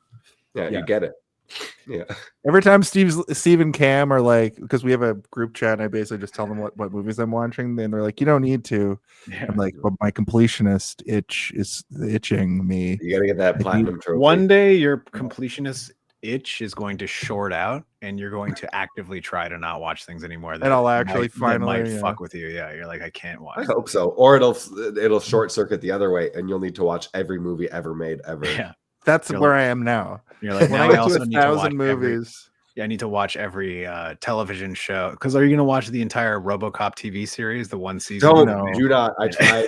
no. Do I used not. to watch Worse that than on Showcase when I was a kid, and my dad loved it. And I was like, this is objectively How? not It's so good. fucking bad. If you're not a Yeah. 9-year-old child, what business do you have watching that show? It's like they made a whole downloaded- TV how to show out of that download- scene in RoboCop 1. It's like they made a whole TV show of that scene in RoboCop 1 where he's walking through the house. Yep. And he's having all the weird like short-o memories of his wife. That's what the whole show is like. Such a terrible fucking show. There's a lot of parts in the video game that's like that too, where he's like, and she's like, Robo husband, come ravage me in the bed. And he's like, I got the video game because it's against the law. but I can't play a first-person shooter where you're walking around in slow motion. Like, it's such a boring game to me. Have you played it? I have. It looks great. It just It's let me fucking run. good. It's Let me good. run in a first-person shooter. I need to run. I got You bored of can it. run, bro. You level up to the point you can run. Oh, He's I not didn't gonna just be walking the whole Right. time. All right, we're here to talk about Wes Craven's New Nightmare. Okay. Welcome to the podcast. I know, but you folks. can't make a So- sweeping statement like that. without responding Right here to on it. Hey, did you see this one? Lots of us make sweeping statements all the time, and it's usually me. And they're usually thank wrong. you. Yeah. Well, I'm doing better. For Listen, anyone listening, Chase- just to be clear, watch Hellraisers 1, 2, and 3, and then stop. You're and good. maybe 4. 4 Maybe can 4 sneak is- in there, but and after beyond that, there, don't it's- waste your time. It's And below Hellraiser, straight DVD quality. 22. I mean, the year 22. Yeah, Hellraiser. I It's guess good. 10. It's good.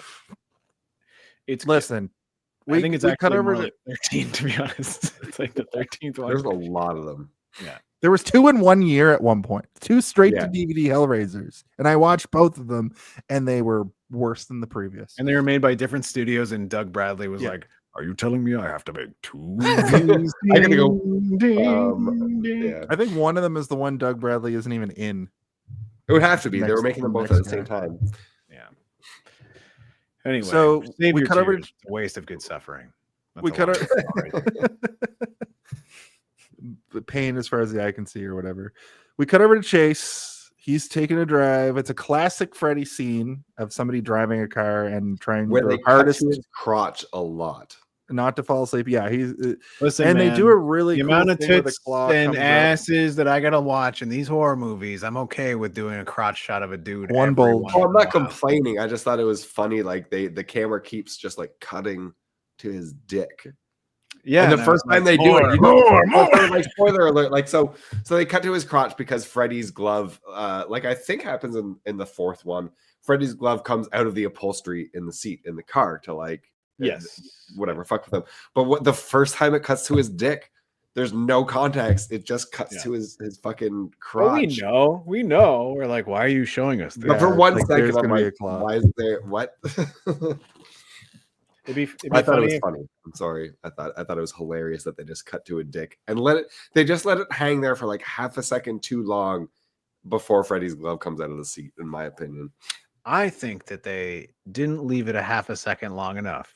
Fair. That's fair. I was like, is that his ball? The dick in outline? I'm trying to figure out where the balls and the Yeah, penis where's the wiener and where's the bean? Oh, there was something I forgot to mention that kind of comes to fruition at the end. It's Heather about wiener and reads. bean. Well, no, it's Heather reads Dylan, Hansel, and Gretel like every night. He knows all the Oh words, yeah. but he like loves this story. And I also kind of realized this story kind of plays as kind of a Hansel and Gretel story with the two of them kind of like going to Freddy's house. Jason, and then they have are to you- escape. He literally leaves a breadcrumb trail of sleeping pills to a point Sleeping to pills. the hell, and then It's he just pushes super it up. fucking dangerous, and she's Yeah. just eating all of This them. is not. Don't act like this is like. Did you notice? Like this is the movie. The whole like latter half of the movie is just the telling of Hansel and Gretel. Come on, man. That's right. This is why it's a conversation how to tell Jason why he's an idiot. Parody. Oh. Sorry. Okay. There's no more attacking Jason. Anyway, I'm only going to attack him in his dreams from now on. That's Attack on Titan. Attack on Titan's fucking great. You guys want to do a podcast about Attack on Titan? Find No, some not weebs really. I don't think I and would do it otakus justice. to watch it. You know, Freddy Yeah. kind of looks like one of the Attack on Titan monsters. He in this. does. I bet if he No. was nude and No, giant, one of the Titans looks like Freddy. That's actually more accurate. You're right. Yeah. That's like the old like Dune stole from Star Wars. No. Star Wars No, just hold on a recreated second. Dune. In a more everything stole palatable from way. Dune. Yeah, Yeah. Dune is the Lord of the Rings of sci-fi. I didn't want to tell you guys this, but there's a passage in Dune that says, Paul Atreides, you will be the first to create earth cakes. And I stole earth cakes from Dune. Okay, I need to get Poop this without out. I'm going to rhythm. lose my mind. Okay. Chase is humming to himself or singing to himself "Losing My Religion" by REM. Freddy's glove Yeah, he was comes really up into that through song. the seat. Which I guess was And a he- big hit at the time, so that makes sense. But that song was- wasn't playing on the radio, right? He just started singing that. He was just singing it because he was trying to keep himself awake. That's so weird. I guarantee you bring up a good point. I guarantee it was meant to be playing on the radio and he was singing along and they were like, it works better if we cut out, or they didn't get the licensing. It's probably the licensing, but like, Yeah. why? I guarantee it was Maybe- supposed to be playing on the radio. Maybe REM was like, we fucking hate movies about dreams. It's like, what? Well, I mean, REM strikes me as one of those bands like Led Zeppelin where they're just like, you better have a really fucking good reason to let us put your song. It's cost $25 million to use the song in perpetuity, and also we hate Yeah. movies. Yeah. I'm going to go on another bit of a tangent. I'm going to talk Michael about The Crow Stipe for a second. seems The Crow humorless. soundtrack. Stop talking at the same time, please. Sorry. Please. The Crow soundtrack. They wanted to get Dead Souls by Joy Division. It cost them less money to have Nine Inch Nails re-record the song than to pay Joy Division for it. Yeah, if you do covers, it's a lot cheaper. But getting another band to do a cover is that's wild. But Nine Inch Nails did the cover for that soundtrack because it would have been more expensive. I wonder if that's the case for because didn't Nine Inch Nails do a cover of a Led Zeppelin song for the girl with the dragon tattoo at the beginning as well? I wonder if that. Oh, I don't know, but I got to look that up and hear it if that's true. It might not be Led. What song? It was come from the land of the ice and snow. Yeah, that's Zeppelin. That's Black Dog? Yeah, No, there's a cover of that Immigrant song. yeah, immigrant song. There's a cover of that song at the beginning of that movie, and it's pretty good. But I wonder if that's the case. If they're like, it'll just be way easier for us to get another band who we can pay. Okay, you have the answer. Go Hold ahead. on, not just Nine Inch Nails. Karen O from the Yeah Yeah Yeahs is also in that cover. Cool. I got to hear that. I'm not going to play it right now. You're welcome. It's But good. you. It's a good I version have of to hear that. That's fucking crazy. it. Also, if you're gonna look it up, you should watch the whole movie because that movie's pretty dope. I should. I've been meaning to. I just haven't got around to it. You have to have Disney money to actually use that song, which you would think Robert Plant would be like, no, don't put my beloved song in a Marvel movie, but that song is fully in Love and Thunder or in Ragnarok, Thor Ragnarok.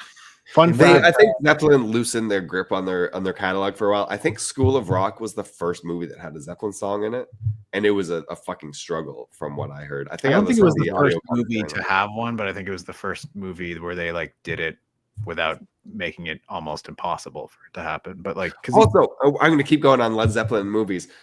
Wayne's World. So famously, I think we probably all know that like when he goes to play Stairway in the guitar shop, he's not playing Stairway. It's these weird random notes. And then the guy points to the sign that says no Stairway.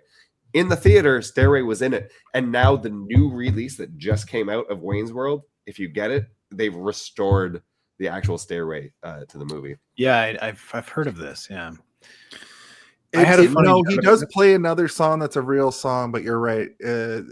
That I saw that on a Culture Brain video on TikTok recently. yeah, about but it. it's like the original audio is like the actual guitar from the scene, like on set recording, and then there's like what they dubbed in after, which is like clearly different.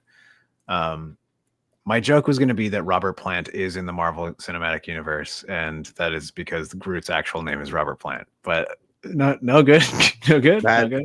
I like it. I give that a B plus. B plus, okay. Yeah, B+. It probably would have been better in the moment when I was trying to say it, but we kept yelling over each other. Yeah, Like, yeah, can I get this Robert Plant joke out, please? It's pretty good. All right. Because Groot is a plant, Jason. What? Yeah, he is like of What the a treat. earth. He's an earth puck. And or Robert whatever. Plant's name Cake, has cake, plant it's earth in it. cakes. He's an earthquake. Anyway, Chase gets clawed up and crashes. Dylan wakes up Heather. Rex was fighting, I guess. The police show up, and Dylan is just standing over there again. I wrote because he is when the police are at the door, they just cut to fucking. It's cut to Dylan, and he's just like. We both, me and Danny both like burst out laughing when they're like, "I'm afraid it's worse than that, ma'am." Wait, I love this. I love her though. She's so optimistic. Is he hurt? Yeah. It's at your fucking door. Yeah. If he was hurt, we would have Dead? called And you. they're like, how do you know? And they're like, well, we found his ID. Like, Yeah. It's pretty easy to tell when someone's dead, ma'am. his body's fully intact. But like, He had no pulse. Claw then it mark on cuts his chest. to Dylan, and he just kind of does this, like, and like turns and like walks out of the room. And me and Danny both went like, did he just roll his eyes? Like this kid just like rolled his. Or like, it's such a common occurrence to have the police come and inform them about dead people that he's like this again. Oh, yeah. I know the routine. I'll go to the living room. You can talk about dead people. So Heather wants to see the body for herself. She goes to the hospital morgue where there are people laughing and screaming and crying. There was a note. Oh my god, it's like an insane asylum down in the So, basement of that hospital. I doubt real. I've seen this movie like a few times, and I've never watched it with headphones on before. And I'm listening, and I'm like, oh, I always thought it was somebody laughing, but it's like it's supposed to be somebody deep in the basement of this place, also seeing their loved one, and they're like they're like hysterically lamenting crying. but yeah, like I've seen it so many times, and I've always been like, why is somebody cackling down here? Like, what the fuck is going on? It does, it's just a bad mix, I think, is like it feels like an insane asylum where you're like, it's just a morgue. Why is there someone like but the answer is it's just supposed to be someone also freaking out, preparing her for seeing her dead husband. But then also nothing really prepares you for walking down a hallway that just has a bunch of dead bodies stored in the hallways. Like that's why it's a little bit reminiscent of like Freddy's weird like iron hallways in the first movie too. Yeah, a lot of those kind of evokes. Yeah, which is hallways where you can scrape his fingernails down there. Yeah. He loves to be able to make sparks. Like, bitch. Yeah. He even tries that at one point, but it's just like a chalk on just a fingernails on chalk moment, which we'll get to. The doctor shows the claw marks. She pukes. Cut to the funeral. We get another earthquake. She falls. Did anybody forward. expect his body to be way, way worse? I was like, it's going to be half a body or something crazy, right? Well, considering when she walks in, there's a person completely flayed open that they're working on. Yeah, which is way worse. I expected him to be in pieces. Yeah, and the police were all like, "It was a pretty bad wreck, ma'am," but he doesn't look that bad. Well, my initial thought when she walks in and sees the person open, it's like that's him. But no, it's like, oh, he's like, oh, come with me. And when they show him, no, it's the guy who's not as bad as him. We know we told you he was the worst thing we've ever seen, but it's like a 4 out of 10. The doctor pulls the like blanket down a little bit, and it just like kind of reveals, and then she's like, I need to see. Yeah, and then he's got like full chop marks down his chest, and they're not even that bad.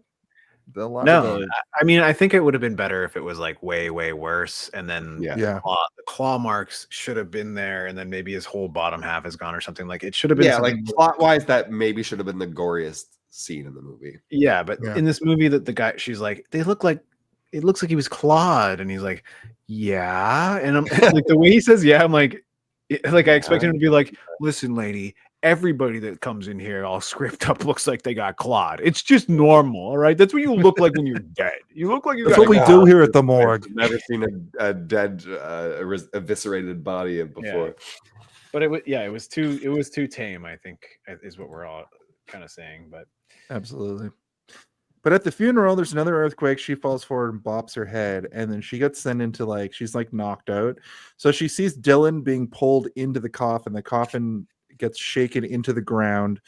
And then what's interesting is when Dylan gets pulled, we see Freddy for the first time pulling him we haven't seen into his face yet. This is the first nightmare realm.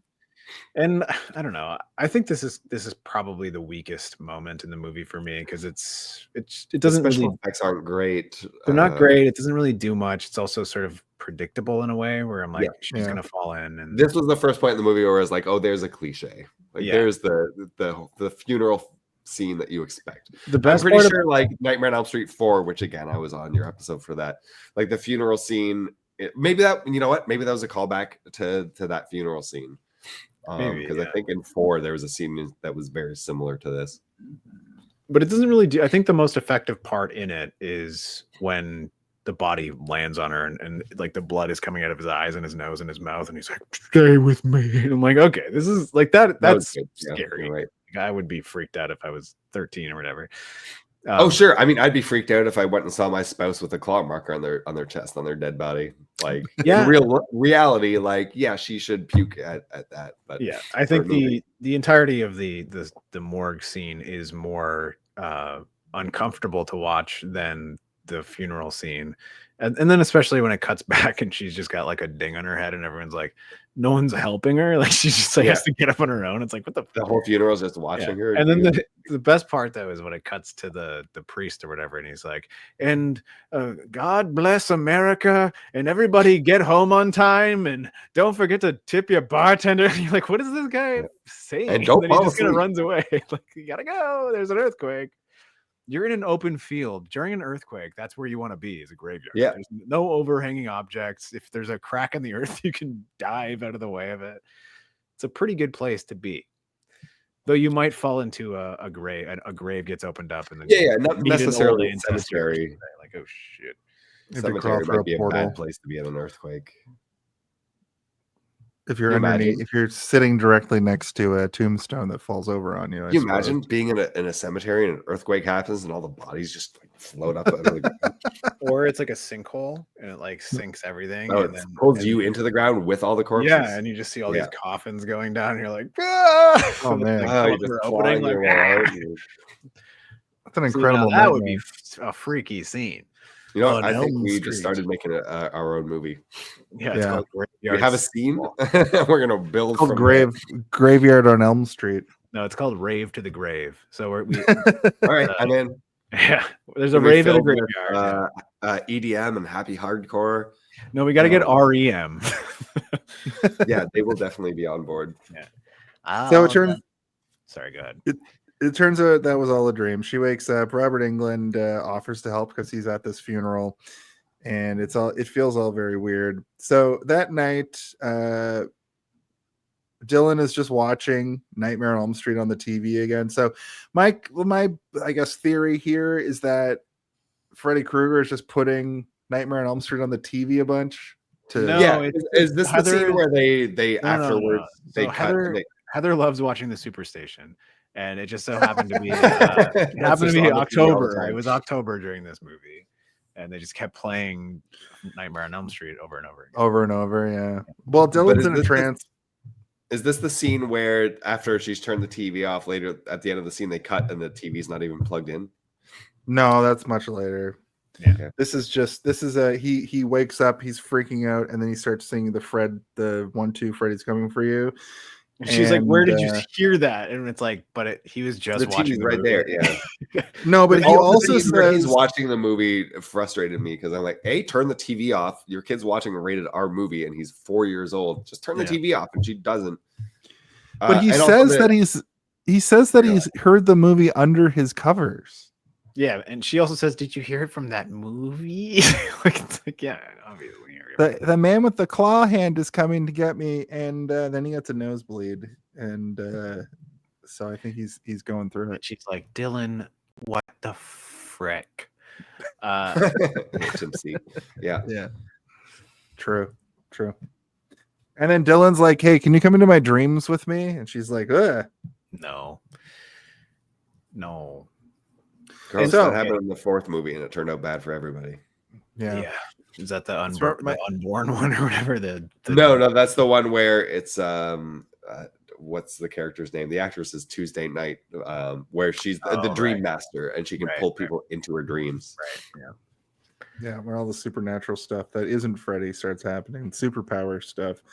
The next day at the playground, there's another event where Dylan ends up on top of the playground. Heather talks to. We should also mention we get introduced to the actor. What's his name? Sorry, John Saxon. John Saxon, who played her dad in the first movie. In the first movie, he's at the funeral as well of her husband, which there's a strong implication that they are friends in real life. If someone comes to your husband's funeral, I would assume they are friends with you.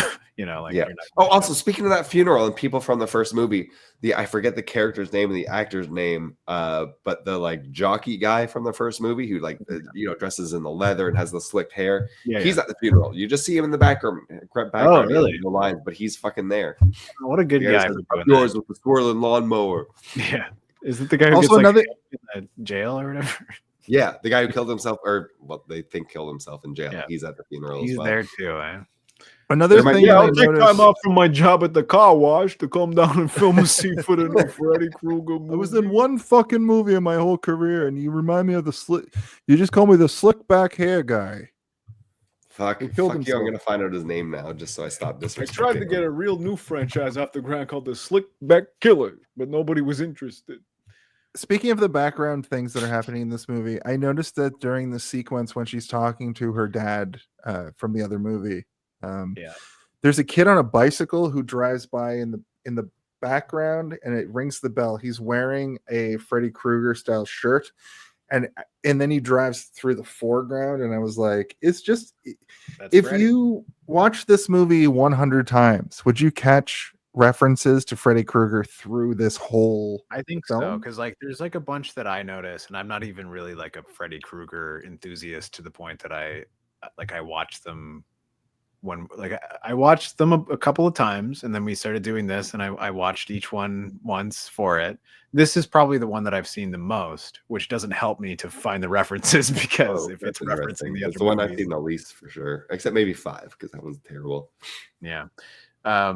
I put this one on similar to the way I put on like Hook or Jurassic Park or something, where I've seen the beginning like 40 minutes of this movie like 100 times, but then I often will fall asleep or turn it off to go to bed, and so I haven't seen the ending nearly as many times, to the point that I'm like, how does this end again? Like I couldn't really remember. That's fair. And the beginning of this movie is, in my opinion, better than the end. I think they climax early and then it tapers off. In my opinion, it becomes more predictable. It becomes a Freddy Krueger movie by the end, where you're like, I now know what's going to happen without even being certain of it. Or I'm like, I don't know, but he's probably going to run across the freeway because they keep saying freeway over and over again, right? Like, we'll talk about that when we get to it. At this point in the film, though, it's revealed that Heather's family has like a history of people going to the loony bin, which isn't really explored. But then the dad character from the previous movies, the original movie, says that famous people go through this all the time. Meanwhile, they look up and see Dylan up on top of the playground reaching for the sun, and he falls. Heather manages to catch him, and Dylan says, "God wanted to take me," in kind of a what Ralph Wiggum style voice, which I thought was pretty hilarious because this kid kind of reminds me of Ralph Wiggum. I never thought that, but okay, yeah, that's that's good.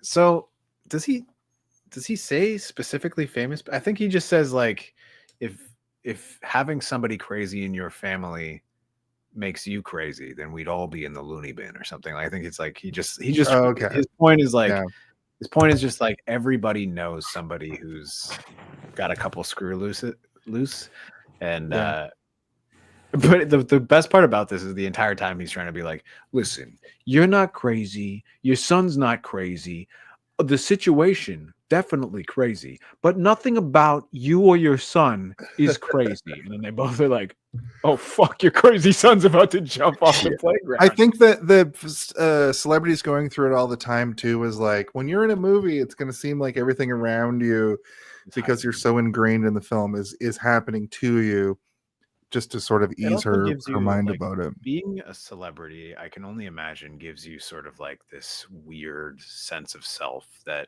I don't think exists outside of that. Like, I can't imagine what it would be like to walk down the street and people know who you are or recognize you or treat you like you're special for some reason when all you've done is just like, act in a play or something, and you've never met any of them. Yeah. And like, I think that's sort of what they're going with for her to like, because she seems relatively normal in this movie, but like, and she's almost like, I don't like it. Like, I don't like being what you want me to be. They don't really get into it enough, I think, for it to be, meaty enough for you to sink your teeth into as sort of like an analysis. But like, I do think that there's elements of it there. And as he's talking to her, he's like, listen, we're all just fucking people, right? We're not special. Nothing special. We're not in a weird world where everybody's having dreams and the dreams are coming to life and attacking us within our dreams. I do think the best part about the scene, though, is that the entirety of it is him trying to calm her down by being like, you're not crazy, your son's not crazy. And then the entire time it's cutting to him just climbing higher and higher in this like extremely dangerous looking fucking playground. Extremely dangerous. That's, for me, that was the scariest scene in the movie. Well, like, you have I kids, saw my right? 5-year-old on top of that like 40-foot high structure. Terrifying. I would do exactly a little window on top. Just run over and hope to catch him, I guess. I was getting that. I bet so many kids died on that thing. But I mean, I assume that if that is a real playground, that thing that opens up is probably like welded shut, like before in regular time of year. But they're like, let's make it a door so he can go. But they could have just built this whole playground for all we know. But I also did notice that when he's on there, I don't know if you guys caught it, but like when he's up there, he is really up there. But there's this sort of like rig structure that he's inside of for the pants. So when he's moving around, the pants are like, you can tell that they're moving and stuff. But when he's like doing the God thing, his top half is moving, but the legs are like so rigid that he's clearly locked into some sort of like you will never fall rig. Yeah, I did not notice that. If you go back and watch it, it's like it's quite, once you're like looking for it, you're like, how did they film this? You're like, oh, those pants ain't moving. That's some sort of like weird like Iron Maiden for your lower waist where he's not getting out of there. And the Iron Maiden. Yeah. So she gives Robert Englund a call to be like, what the fuck is going on? He's painting. Is Robert Englund like a painter in real life? It seemed like if I ever meet him again, I want to ask him like, that scene, are you like an actual painter? Like you do it for therapy? That he is. They seem to be pulling a lot from real life. Like again, Heather being married to like a special effects artist. And like the painting that he's doing is like it's impactful, right? Like it's got a lot of motion to it, and like, but you wouldn't say that it's like a beautiful, like technically proficient painting. It's just sort of like feels sort of like emotions on canvas or whatever. Which I just pictured him as like his hobby that he does when he's not acting. But there's a couple of paintings in the background that are like nice looking. Like that's what I was gonna say. Like he's got a room. He's in like a night. It's over Hollywood Hills. Studio. He's got an infinity pool before they like existed, was what it seems like. And I want a pool that never ends, bitch. Bitch. Yeah. And he's painting this painting that, from our point of view, at first, it just seems like he's painting like these dark like colors. And at the end of the scene, it pans up, and he has fully painted Freddy. And then he's gone from the movie for the rest of the movie because he leaves town, as we find out. He's like, "Oh shit, I gotta get out of here." This sort of sequence, though, because like, as you say, it's not showing us, Jason, but the entirety of it is like meant to make you be like, oh my god, he painted Freddy, probably, right? It's probably like a painting of Freddy. Let's see that painting of Freddy. He also mentions his own dreams are getting worse himself. He's also experiencing some weird. As we said before, he keeps doing this where he's like, like just listen to her, Robert. Stop hanging the phone. Yeah, why do you have to take the phone away from your ear to look with your eyes at something? You're already looking at him. There's no one else in the room that's talking to you that you need. She's like, "Can I come over and talk about this?" And he's like, "No, not today. Today's not good. Not. Maybe tomorrow." I've painted Freddy on this canvas. I don't think you should see that. I kind of liked it though. Like it shows that, like, I mean, there's like an alternate story happening in this movie where like Robert Robert. Englund is also losing his mind, or like Wes, or Heather's all not of the them. only Like, one. there's even the implication we didn't really hit on it earlier when they're in Shay's office, and like there's an implication that he's also being haunted by Freddy. Because remember, the phone Yeah, starts it's more ringing. subtle, but yeah, it's Like, there. why aren't you going to pick up the fucking phone? And he's like, well, we got people to pick up the phone. Like he's probably getting like weird calls, being like, you want to make another one, bitch. Yeah, he's getting the 1-2 Freddy's coming for you calls. Yeah. Also, You have a collect call from what? Freddy Krueger, bitch. Ding, ding, ding. Yeah. So that night, Freddy arrives. You see the claw through the iconic claw through the bed. But she wakes up as some cutlery is clanging downstairs. Dylan is down there chanting the thing. 1-2 Freddy's coming for you, and he's made a claw out of knives, which we've all held knives like Wolverine. But have you ever taped knives to your fingers? no, like I've never used tape and taken the blade out of the handles. I thought you were just gonna say I've never used tape ever in my life. Never. Not for one thing. Are you kidding me? I got some tape right here. I'm going to show you some goddamn tape. That is some thick double-sided tape. It's a very strong stuff. I use that to stick my USB hub to my desk so I can shove USB I like cables. I like the version of you where you never use tape and you use like a nail gun for like wrapping Christmas presents. You're like, All right, I will change for you, Steven. I love that. I'll be the man you want me to be. I'll he forget fully everything I ever knew about tape. Dylan fully attacks Heather with the claws, and that triggers her to wake up. And then basically the same thing happens again, where Dylan is chanting. Only this time, he's chanting "Never sleep again." And on the floor, there's papers strewn that have a burnt kind of insignia that say "Never sleep again." I think. No, they say answer the phone, and then they say answer the phone. I don't. Is there ever a scene where they lay them out? Papers burned to say answer the phone, and then I'm gonna be honest, I lost phone... a bit of interest in the middle of this movie, so I'm light on details for the second. Okay, so that's what they say on the ground when they answer the phone. They get the I somehow like don't remember either, and I've seen this movie. His mouth, times. he starts foaming out of his mouth, and then the phone, starts foaming as well. Yeah, I remember that. And he has another like freak out attack. So they go back to the hospital. We have to call I'd like to think that instead of pumping like soap through the phone, that it was actually someone just like was just like their mouth. There was actually like a button. Yeah, Wes like one of those old toys. No, we have to do it all practical. And it's like, yeah, he's like, I mean, be real. It has to be real. And everyone's like, okay, how do you want to do it? All right. Wes is like, I'll do it myself. He's got like you're the man, Wes. He's got the house hose from last episode, Jason. He's like blowing fucking Alka-Seltzer like through. Because when we were kids, we all drank from the fire hose. We all drank from the hose that hangs at the side of the house. Yeah, and we're all okay. Yeah. I just have generational lead poisoning. I have horrible depression. I am. That is definitely from drinking from a garden hose. I have osteoporosis. That's my diagnosis, and I am not a doctor. Yeah, you are. Right. The doctors think the kid has pediatric schizophrenia. The doctor brings sleeping pills for Dylan. I think I thought he was going to get pediatric schizophrenia and regular schizophrenia. You're a kid and you're schizophrenic. It's like juvenile diabetes. It's the same fucking thing. You're just a kid. Yeah. Juvenile diabetes sounds like you're up to no good about it.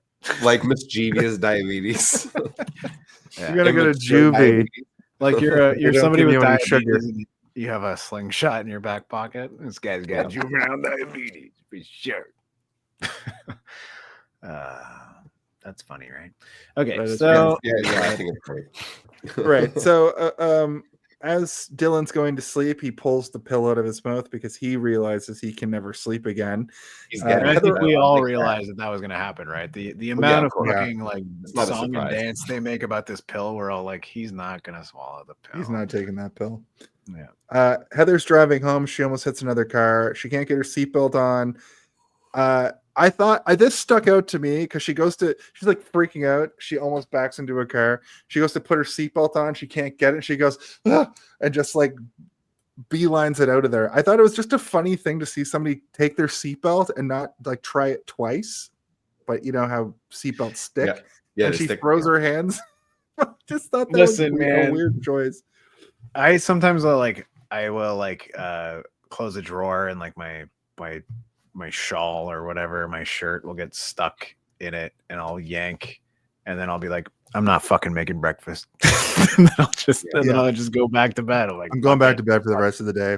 I'm gonna do Yeah. this over Yeah, tomorrow. I did that yesterday. I don't remember what set it off. I did no dishes yesterday. I said fuck you dishes because There was one time where I was about to do laundry, and I took my laundry basket, left my apartment, and my pocket hooked on the door, and I dropped the laundry in the hallway, and I just scooped it all back up, and I haven't done laundry since. It's been about 4 months. It's still not done. I can smell your shirt from here. Heather is almost falling asleep in the car. She's gonna try to drive to Robert Anglin's house, but she calls along the way and he's out of town. And the score swells really cool. I made a note of that. I remember that. So she goes to Wes Craven's house. We should also mention oh wait, this might be after. Sorry, go ahead, Jason. I think I might have got my timelines mixed up in my head. I made a note here that Wes Craven, actually pretty good actor compared to the executives, for not like from the beginning when he's like nice and jovial and like talking to the people making his scenes at the beginning of the movie to even now, he still has a little bit of that thing we were talking about with the executives, but he is actually like trying. He's not got the a best fantastic actor, but face. he knows. He wrote the script. He knows exactly what he wants himself to say, and he's like, I am the character, so Yeah, I'm and just Yeah. say it. he directed too, right? So I mean, Yeah. he gets Yeah. the direct, so. And So- it's not great, but it's not bad. Like there are a couple of points where I'm like, he's not a good I get actor, that. but Yeah. I'm also like, I don't care though. Like, this is the director of the movie playing himself in a movie. Like, I'm like, this is all so good. Like, I don't give a Yeah, the fuck. thing is, I mean, coming from the franchise where it's campy as fuck up until this point, there's going to be some camp leading into it. So some bad acting from movie executives. He's also So doing like a good job easily of to being sort overwork. of like he's hyper focused on. He wants to tell her the information, right? But he's like beating around the bush, and there's a moment where like his housekeeper comes up or whatever, and he's like, "Oh yeah, coffee," and like he just says like, and it's like this weird little moment where she takes the coffee and starts drinking it, but like you can tell that he wrote that in there to be like, oh, I forgot that I offered you coffee, and she probably heard me say that, and then I never went to go make coffee. And then the housekeeper, like, this is just my own brain being like, she probably Yeah, no, heard you're probably it. right. I never Yeah. obviously thought about that because that's very And specific. because I like the fact that like, you know, he's like, they come to me in dreams. Every time I go to sleep, I wake up and I write a couple of pages and that's it. And then he promises that he won't go to sleep until he writes the rest of the script throughout. And you're like, well, where are you going to get the dreams from? Yeah, And that's like, okay, so nonsense. you're probably being affected outside of it. It's all kind of interesting and cool. Like, it's just This whole sequence is the most meta stuff, because what I want to say is That's what they said the name of the movie in the movie. Damn it, I didn't notice. normally not this loud, and I got actually frightened by that. he never actually says a new nightmare, but this whole sequence of him explaining that he does say nightmare a couple times, which was my kind of starting off point.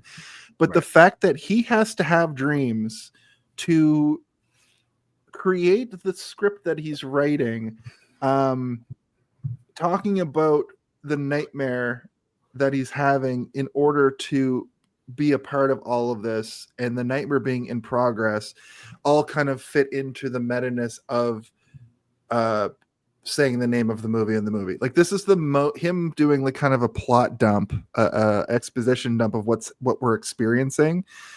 It is the like title drop, kind of, is how I kind of I agree. sequence. This is him explaining what the new nightmare is. So this is Talks about the old entity, and like he's having this dream about how there's the old Freddy was a dream creature who, the longer it goes between him coming back, the more powerful he gets and the more he wants to come back. which is a really interesting way to look at Freddy. Because the It's original, an interesting concept, but this was the point I mentioned earlier, where it's like Nancy's talking to him, and he's like, yeah, I think you're right. And then he goes into this big thing about how he's got all this like mythos, and backstory. I guess, I mean, he wrote he didn't write all the movies, but like, I guess it makes sense that he would know a lot about it. But you would think he would know a lot about Freddy the character, because that's who he wrote. And then there's this demon, and he seems to just know a lot about this demon. When the story dies, that's when the evil returns, and it's been 10 years, even though it's only been a couple years. Yeah, we know what he said, but like, yeah, I think that Craig is right, where it's like, well, why does he know this? And like, that's what I was getting at before, where it's like, it seems like it seems like he's read like a room with candles and a chalice and a big old ancient tome or something that he's like pouring over. And it might just be an acting thing. It might just be acting incorrectly. Like, he's supposed to be telling the story that he's come up with, I think, but it sounds like he's read the Necronomicon, like you said. But the thing is that like, there's a point in this scene where I think it, like, you almost expect him to be like, well, it's just a story, Nancy, it's not real. Like that's what it seems like it's getting to, right? Yeah, he's like all in on it. But then instead of that, it's like, no, it's real. All of it's fucking real. Everything I just told you is real. We have to make another movie, and I have to finish the script. Yeah, I swear. And he's got like bed sheets like hanging in the window to block the light out and stuff. Yeah. You're like, this guy. And the thing is like, it made me feel like, oh, this is his real writing space. Like he knows the light comes in from a certain angle at a certain point of day, so he's got sheets hanging there so that it doesn't get into his eyes when he's typing on his computer, which I know about. I know that feeling. Trying to play video games at 4 p.m. on the west end of Toronto. You're like, oh, I can't see. My building's facing the wrong way. Yeah, we got nice curtains in the living room for that. But I don't hate any of it, but I do think it could be better. I think that like, even just his living room has like a bunch of, kind of interesting statuaries and like statuettes and busts and stuff everywhere. But then there's also like a framed photograph of Heather Langenkamp from the first movie, just like in the background as well, where you're like, I guess that's like, he would have that. He'd be like, this is the reason I am who I am, is like this actress made me what I am today. It's like a respect to her, but at the same time, it plays into the story as well, right? Like, who better to kill Freddy or to reseal him into this realm that we're going to try and create than the person that. And she's like, I'm not her though. I'm Heather. I'm not Nancy. And he's like, but Nancy is the one that fucking embarrassed his ass the first time. He's connected to you as much as he's connected to me. There's also an episode. I watched the first season of Extreme Ghostbusters recently, and there's an episode where there's a writer so the ghosts that they're trying to go and take down, the ghosts only exist while the writer is in a trance writing. So the Ghostbusters have to figure out a way to get this writer to stop writing. And I almost feel like the writer looks like R.L. Stine, but it's the plot of this movie basically. And I thought it was really interesting to finally get to this. I would not be surprised if like Wes Craven was somehow involved in being a guest writer on a Ghostbusters cartoon show for like one episode, being like, I thought R.L. Stine he's a writer. You're like Stephen King or something. I thought R.L. Stine is not a real person. It's a ghostwriter for all of those. Are you telling me that R.L. That was a rumor, a weird rumor for a little while, but he's a real guy. He's a real person. Yeah. Cool. But sounds like the plot of an R.L. Stine novel. Yeah. But the plotline of this movie very much feels like we have to stop Wes Craven from dreaming, or else Freddy's gonna come back. It does, right? Like, it's like just smash him in the head with one of his busts that he has in his house. But there's also like so many different alternative endings to this movie that could have existed, and I think all of them I would have been okay with. I don't mind the one we got, but like, I would have loved like Wes Craven, Robert Englund, and Heather Langenkamp having to like team up against Freddy in the Hell World together, just like killing the creation. Dream Warriors. Yeah, like the three of them like killing the creation together or whatever. Right? That would have been pretty fun. Or she like doesn't wake up. It cuts to her dying at the end of this movie, and then it comes out of the dream and she's been killed by the dream, and then like all the people that we've been introduced from the previous movies are like, I can't believe she died. And then the evil is still alive, like something like that would have been. Exactly. Yeah. But he does say to her, like, because you played Nancy, you give her strength. Yeah. And I like that line. Like I wrote Nancy. He said something like, I wrote Nancy, but you gave her strength. Also, as a nitpick, fucking take a sip of water, Wes Craven. This isn't an ASMR video. I don't need to hear it. I while you're didn't talking. watch with headphones. I also picked up on that too, Jason, because like I do it all day, every day, Yeah. and you can hear the like you're But just like certain people don't recognize when they need to fucking wet their mouths, and hearing some people also don't know when they have a disgusting phlegmy gargle in the back of their throat, and I have to remind them of it. Jason, I'm just kidding. Hey man, that was years ago at this point. I hate vocal fry personally. Yeah. Right. So the only way to stop Freddy is to make a new movie, apparently. And it's such a dumb thing, but it's also It's- like, yeah. I guess if that's how we did it the first time, we have to do it this time as well. And but we also see not- the I'm end not of this against it, scene I'm just- written on a computer in the room too. Like it's which is just this is meta. what I was talking about earlier, where I'm like, this is the stuff that you should roll your eyes at, but you're also kind of like, oh, exciting. Like I'm kind of excited Like, now. That's right. Yeah. Yeah. Like it's If it was like anyone else but Wes Craven, it would have been terrible. yeah. I mean, the only other movie that I get this excited about, like seeing the words being displayed in the scene on the page on screen, is like the never. Spaceballs. I was going to say Never Ending Story, but Never Ending Story and Spaceballs are basically the same movie. They're basically the same. No, but Spaceballs is what's happening right now. We're in the movie and they're looking back at the camera. And But back at how? the- Yeah. Yeah. I see. It's like we were talking about Dune earlier. How like Dune, everything from Star Wars was taken from Dune. Everything from Spaceballs was taken from the Never Ending Story. Yeah, probably. I'm not not going to Star research that, Wars. but you're probably right. Yeah. That's incredible. It's like a Yeah, if you samurai really think about movie. Spaceballs, it's and not a Dune. Star Wars parody. It's a never-ending story parody. It's a Never Ending Story remake, is what it is. Yeah. Yeah. You just have to watch it like a bunch of times before you get Yeah. it. And then you'll get it. So we cut to her like reading about sleep deprivation. She remembers For some reason, my brain just went, "We ain't found shit." Like the people. We ain't found shit. That's another, not really Star Wars because it's Spaceballs, but that's Tim Russ who played Tuvok in Star Trek Voyager. Well, my brain went, "We ain't found shit." To Artax, like pulling the horse out of the fucking deadly desert or whatever, or not the deadly desert. The swamp, Swamps of whatever Sorrow. the swamply swamp. Yeah. It can sleep deprivation can activate pediatric schizophrenia, and this is when the TV comes on. We find Peter out- Jackson's schizophrenia. What's that? pediatric. Oh, I think you said Peter Jackson's schizophrenia. Peter Jackson's schizophrenia. The movie he made. It's very gory and disgusting. I think I'm thinking A lot of pus in I'd it. watch it. a different one. Plus, it's gross. The TV comes on repeatedly, and we find out that the scene from the beginning of the movie was actually real. I don't know what that note really. We means. don't.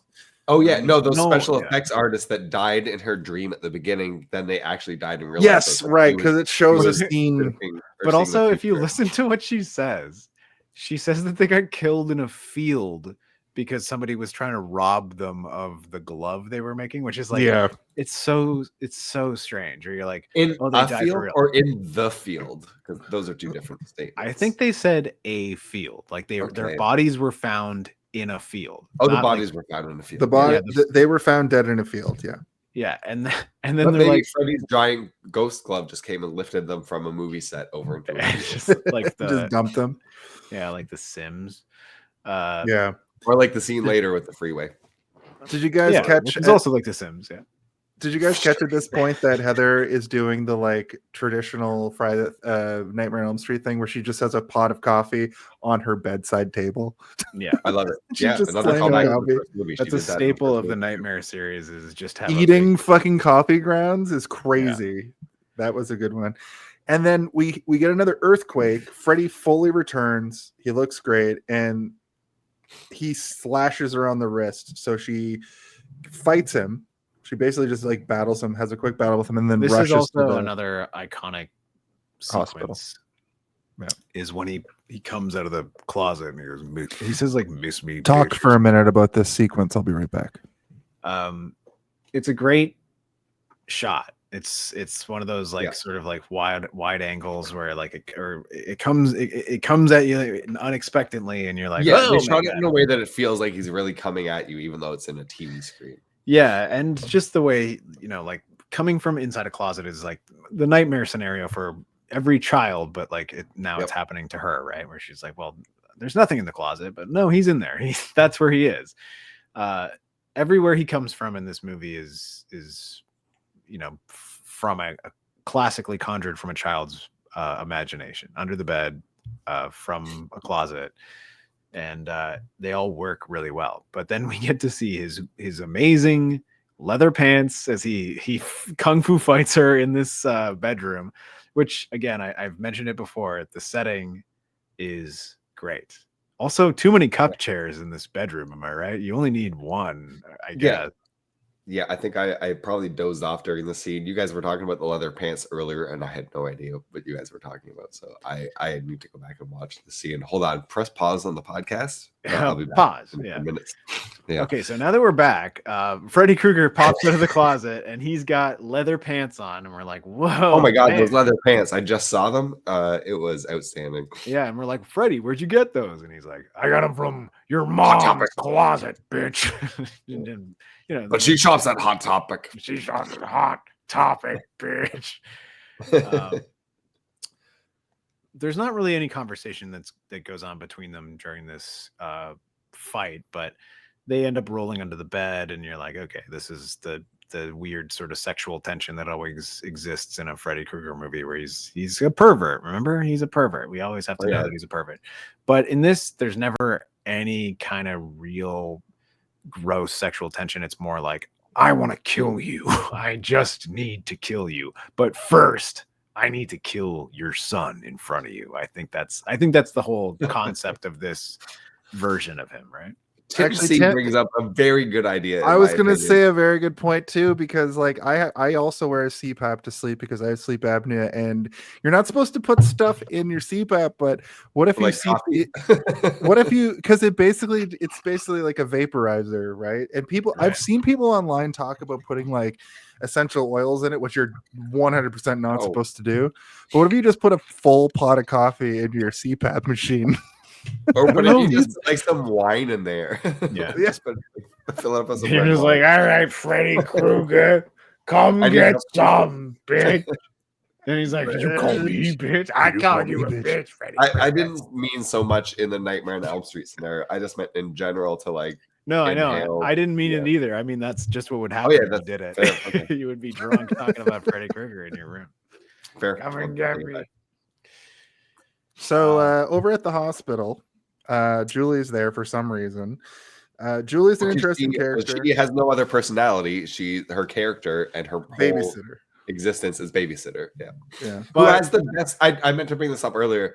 Her hair is like the most 90s. She's got those bangs that kind of like flip out, the very light bangs. She's the most 90s looking person. She also has a very 90s side quest actor energy. Yeah. Like, she's been in a couple other things, not a lot that I can recall. When she first appeared, when we were first watching the movie, I thought it was Téa Leone. It's not. No, but she looks like Téa Leone, like a young Téa Leone. But Téa Leone, it doesn't even start to exist until the Bad Boys movie, so she wouldn't even been around yet. This is another actor named Tay Baloney, and she is Delaney Baloney. No, she's good though. I don't think that she's a bad addition to the movie. I think that she's necessary in a lot of ways.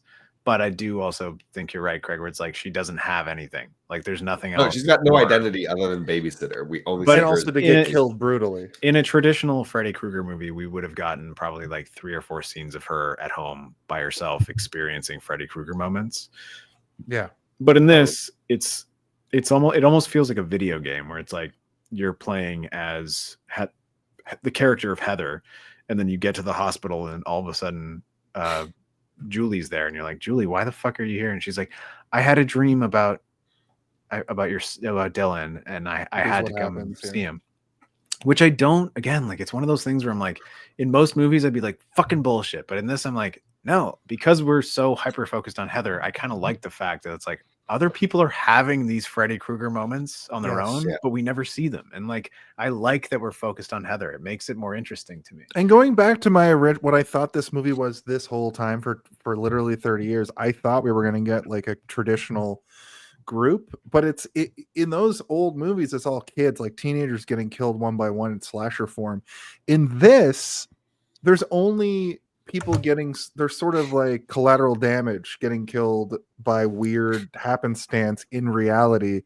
You're right. It's like the other deaths aren't even characters. It's just we have to show I a think death. the only time we get anything outside of Heather is her husband, and it's almost like it's almost like, again, like she's dreaming that, because when he dies, basically gets killed off up. camera, but we see it. Well, we see it because she's dreaming it, right? And she wants to confirm that what she saw in her dream was real. I do think that, like, the structure of this movie in terms of a Freddy Krueger movie is stronger than most of the other Freddy Krueger movies. Like, I think it is like, this is how it should work in all of them. Yeah. We don't need to wander off and go through every person's dream to make it scary. It's like, it's almost scarier if you don't know why this other person's frightened until they reveal it. People watch the first 6 movies to just watch a bunch of creative. That is 100% true. Like yes. And I don't disagree with it. I just think that this changing the format makes it feel fresh. Yeah, it makes it feel different. And I even like these other characters that are coming in where you're like, I don't like this character, but then you're like, oh, I do like this character. Oh, I don't like this character again. Like all these hospital people that the doctor who gets so hyper focused on, have you shown your son your movies? Well, I think that this is one of those things where, like, she suspects that Heather is probably doing drugs, and she's like, your son could have some sort of like fetal acid syndrome. Have you been doing drugs? We're not quite there yet, though. We're introduced to the fact that they've put Dylan in an oxygen tent and he's on watch for some reason. That's never really explained. Because he has schizophrenia. He has Peter Jackson schizophrenia. He has Peter Jackson schizophrenia. Deprives you of oxygen. Yeah.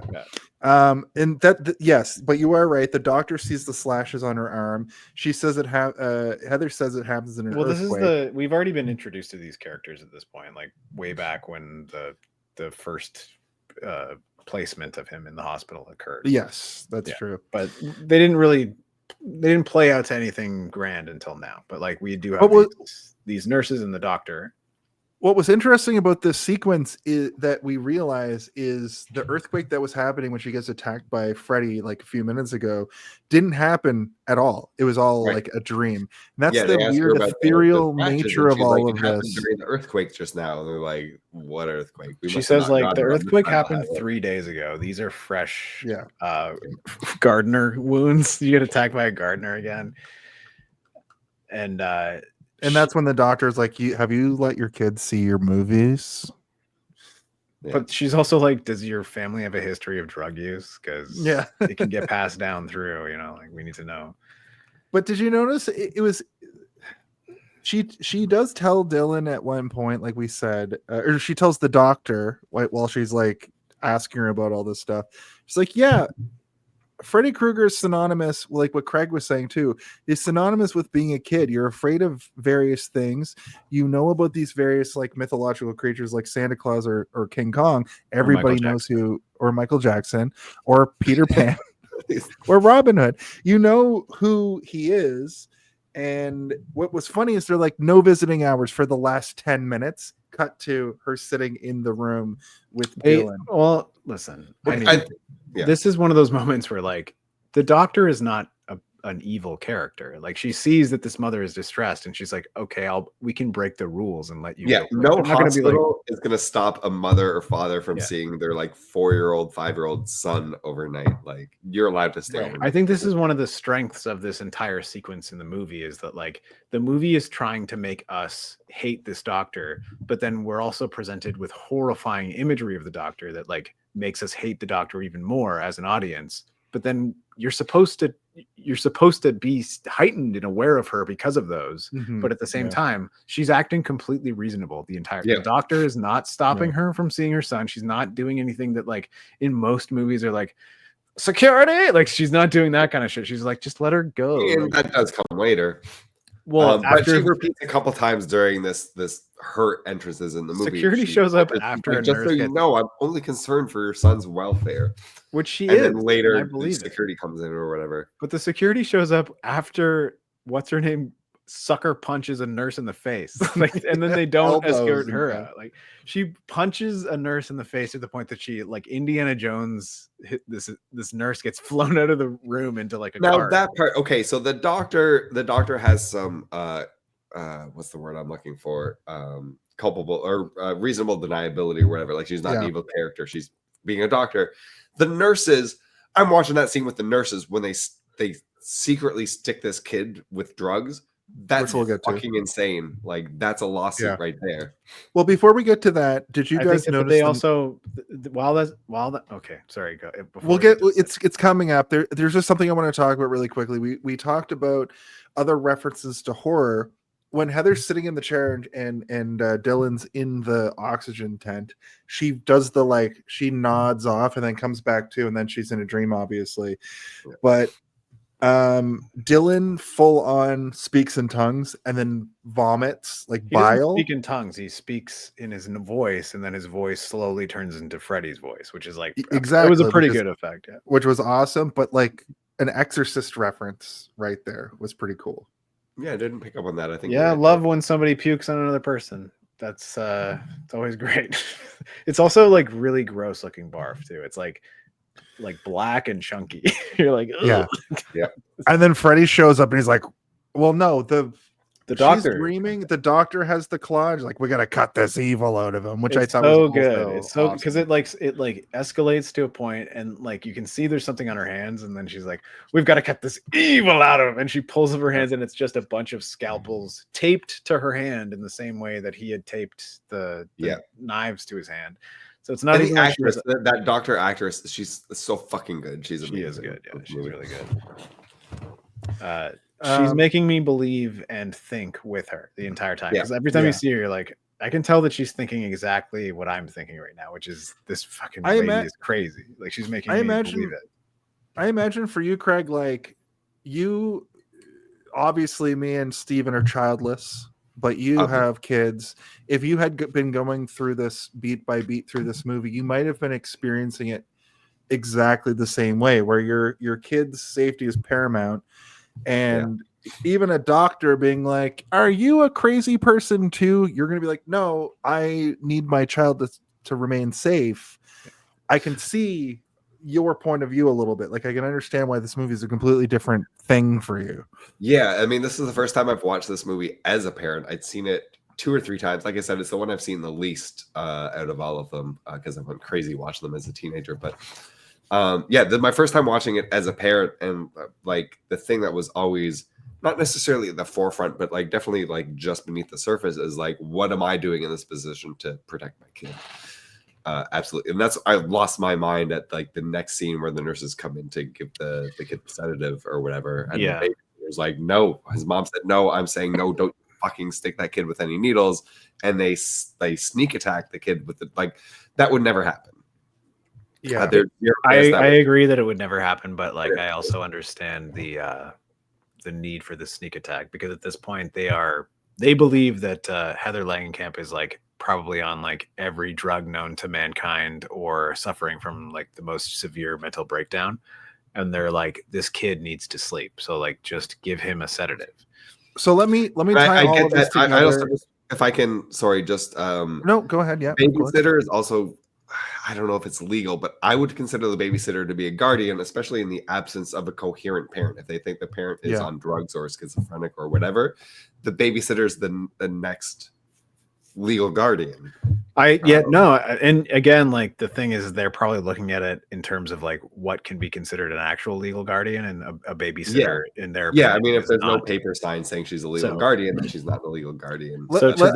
So to them, the doctors and stuff, they're probably looking at it being like, the legal guardian is out of commission, can't do anything because she's crazy, and the babysitter is just regurgitating what the legal guardian is saying, we have to supersede. We have to do this. And Yeah, you're right. It was still so angering.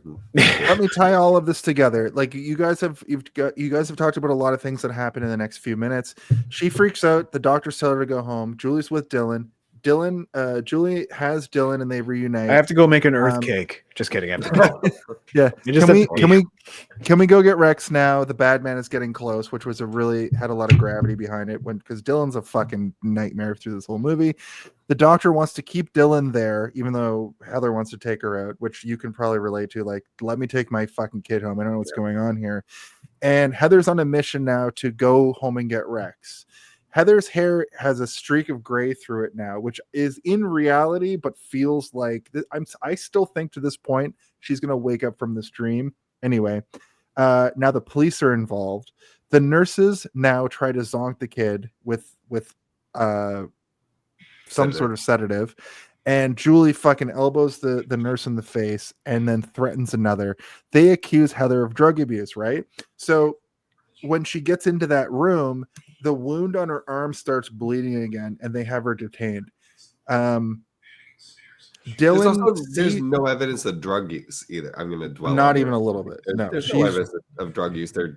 I think this is probably, in my opinion, the weakest writing of the movie. Is that all the medical staff thinks she's on drugs, but there's no symptoms of drug use. There's no evidence of it except that her kid is experiencing like symptoms of schizophrenia.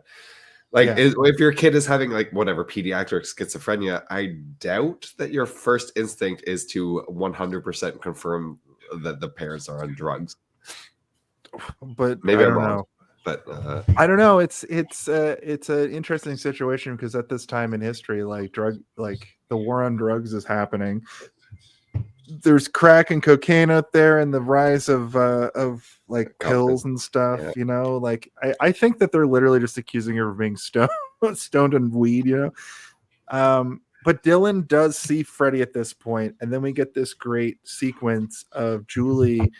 I'm gonna try to like stretch this out so Steve comes back. So I just wanted to catch us up to this point. Oh, there he is. Julie gets murdered in the most Freddy Krueger way that we've seen in this movie this far, where Freddy Krueger's in the room manipulating her body, and then we get the great scene where they're doing the thing where the room is on its side. The rotating room. That's the other thing I wanted to bring up, like the homage to the first one. They use the same homage to the first one room effect. This is where the movie starts to turn into the first movie, which is like, I think this is when like your Freddy Krueger fandom starts to show, where you're like, screw your past. Like when she says screw your past, like that's where it begins, and then the hair turns white, and then she gets killed on the ceiling as the girl in the first movie does, which is like torn up amazing. The wall. The blood streak is so cool too. Yeah, and she gets taken to the top, and he's torturing her. He's already stabbed her in the back, and then he decides to end it, and he just touches her head, and her neck breaks, and it makes a very loud like crack. I think this is the best death in the movie, just because of how much gravity there is. The real question is fully related to another movie, but do you think that like the death in the first movie is better than this one? I think the first. Is this a reference to the Johnny Depp kill in the first? No, it's a reference to the Tina death, the first death in the first Tina movie. Yes, okay. She's this exact thing happens in the first blood movie. Splatter that the killer, the limo driver references, but this is Tina getting. Yeah, this is the literally the same death happens in this scene that happens in the first movie, and like I think there's something a lot more like visceral and like horrifying about it in the first movie than in this one, which is like I don't know what it is. I think it's maybe the lighting. I don't know. Craig, back me up over here. What do you think is better? It might be. I agree with you. Part of it, I think that they maybe have perfected the technique a little more, so it's a little more polished. And I appreciate the unpolished. Like it looks more realistic when it's unpolished. It looks like someone might be. I also think there's something about like she gets dragged into the corner in the original movie, right? Like You can almost see in the original movie when the room is rotating, like you can see her bump around as the room spins, which makes it, you don't get I that think, feel a little bit more violent. I don't know, but like, It's a very violent death though, because he stabs her in the back, and then like he's like just carrying her up, and from the point of view of the people in that room, they're just seeing a person get carried up to the top of to the ceiling, which reminds me of that the scene in one of the movies, I think 3 or 2 maybe, where they're in the classroom and the person's just like getting killed, with everybody's just there seeing the person die, which I think is a really interesting thing about Freddy. When those the 4 one when they had the exam and he sucked like the air insides out. Yeah. Hey, wanna suck face? Yeah. But we also get our first view of like full what his look is here, which is the first time we with lights on him. Yeah, this was where we go full Freddy from here to the end of the movie. And it's harsh lighting, and it is like, I love it, man. I love I think also going back to the difference between the first movie scene and this one is probably also like a safety and standards thing. Right. It was probably very dangerous that first one they filmed, and they probably had like in this one they're like, we need 3 different types of stunt people to do this. Yeah, they were like, Tina almost broke her neck. We almost lost our actress. We knew those harness pants from earlier in the movie when we had the kid literally standing on top of a. Like, what do you mean we need harness pants? We spent all the budget on Freddy's leather pants. Which were also harness pants. And I look good, bitch. He's got like a big he's got a big earth cake in the back. You know what I mean? But I do like, it is such a massive visual change from what we're used to this, and it is like, it's like watching someone redesign something for like Fortnite or something, like a Fortnite skin, you know, like you see what your memory is of like RoboCop versus like the RoboCop version in Fortnite, where like it looks so fucking slick and clean and good, and like I kind of hate that I like it, but I fucking like it a lot. And like, sidebar, the RoboCop is the only content I've ever paid for in Fortnite. Oh my god! I mean, I have the RoboCop skin. Yeah, I missed the promo where you could get them for free, and I missed it. Yeah, I would pay for this Freddy style skin. This version of Freddy as well. I don't. He's like trying to shoot the gun. He's like, my claws are getting in the way. But his pea coat is really stylish, I thought, when he's got the hat and the pea coat on. It is weird though that he's wearing leather pants and not a leather trench coat. You know, like a leather I don't know if I want to see that top to bottom leather outfit. I don't think so either, but I'm also like, maybe just don't do the leather pants either. Like, it's such I agreed. Yeah, totally. Yeah. But I like the combat boots. Like, it's just red and green. The sweater that he wears is such a strange color combination with the rest of it, but I think that green hat just like really throws it together, where I'm like, no, it works with the green hat there. It works. You take that hat away, it's wear the red and green sweater. Next Halloween, I think we can all admit a sweater from Spirit's Halloween, and that's just not for a costume. That's just gonna be a sweater. Just to have. Yeah. Just do you have that in your closet? How would you guys have felt if they did like a complete color change? Like if they didn't do if he's in like blue and orange, or just what's interesting about that is when they show that kid on the bike that I mentioned earlier, it is a little bit different because it's out of frame, so they had to change the color a bit. But since I'm watching it in 4K, it was blue and red were the colors, but it was that very significant stripe, and it was very there to be like Freddy is in that scene with them. But if you watch this on a TV in 1994, you can't differentiate the color in a background. I mean, but if you look on the inside, like the inner coating of the jacket, it's red. The hat is green, which, you know, so the inner coat matches with the sweater, and then the hat matches with the sweater. But then he's also got those fucking Data from Star Trek Next Generation the iris colors in or whatever. He's got contacts in his eyes to match his sweater. I'm like, this Freddy is stylish. This is what we call a Freddy fit. You know, like fit. I was gonna say something, but it wouldn't be as good as that. Freddy fit. Let's start a clothing company called Freddy Fit, and it's all red and green clothes. Yeah. Perfectly balanced. This fall, get your new Freddy fit, bitch. I'm gonna do it. Comes with contacts and a green felt fedora. But So- I mean, I think we all agree it looks pretty sick, right? Like we like. Yeah, it's great. And this whole sequence is great. I think this sequence is going to stick with me. I'm thinking this is one of those horror movie moments that I'm going to think about all the time. Be like, yeah, that was great. That the way that they used a literal rotating room. It's a full practical effect room that they used. It's great. I love it.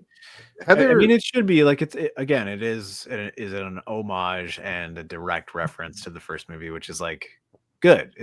But it's also where it starts, right? Where you're like the rest of the movie now from this point on is Freddy just movie. Yeah. Freddy. It's going back to the first movie. How do you feel about the line? Hey, Dylan, you want to learn how to skin a cat? And then he just like. Yeah. I don't know if it's his best line. I feel like he doesn't have really good lines in this movie. That's one thing that kind of No, and I feel like that's probably deliberate, and I don't like that they tried to slip one of those in there. Maybe it's the demon, like some of Freddy's That's what I'm bleeding over thinking. into the demon's personality a bit, but imagine he spoke like a crazy language that doesn't exist anymore instead, being like, Hey, du la babuna calda, huh? Bitch. But he still says bitch all the time. You're like, Aramaic. "Whoa." He knows the word bitch. Turns out bitch is the oldest word in all of human language and demonic he's language. in the voodoo that Chucky uses to Chucky other people in Cult of Chucky. Oh, I gotta watch that Bitch. movie. Oh man, Cult of Chucky is a great film. It Just sounds to move us bonkers. yeah, you're Yeah. right. Just to move us along a little bit, Heather bounces. She calls her movie dad because Dylan is missing. He's headed for the freeway. They bring up so many times and so many points in this film, to the point that it's the freeway thing is brought up twice before this. And then they show him going up a hill to the freeway, and we get a flashback. I know, Steve, you he hate it climbs when like they a 10-foot flashback. fence. I hate this thing in movies, but I was okay Yeah. with it in this. But I would have preferred if it was just like a little less. Allow your viewer to at a least little get less this obvious. one.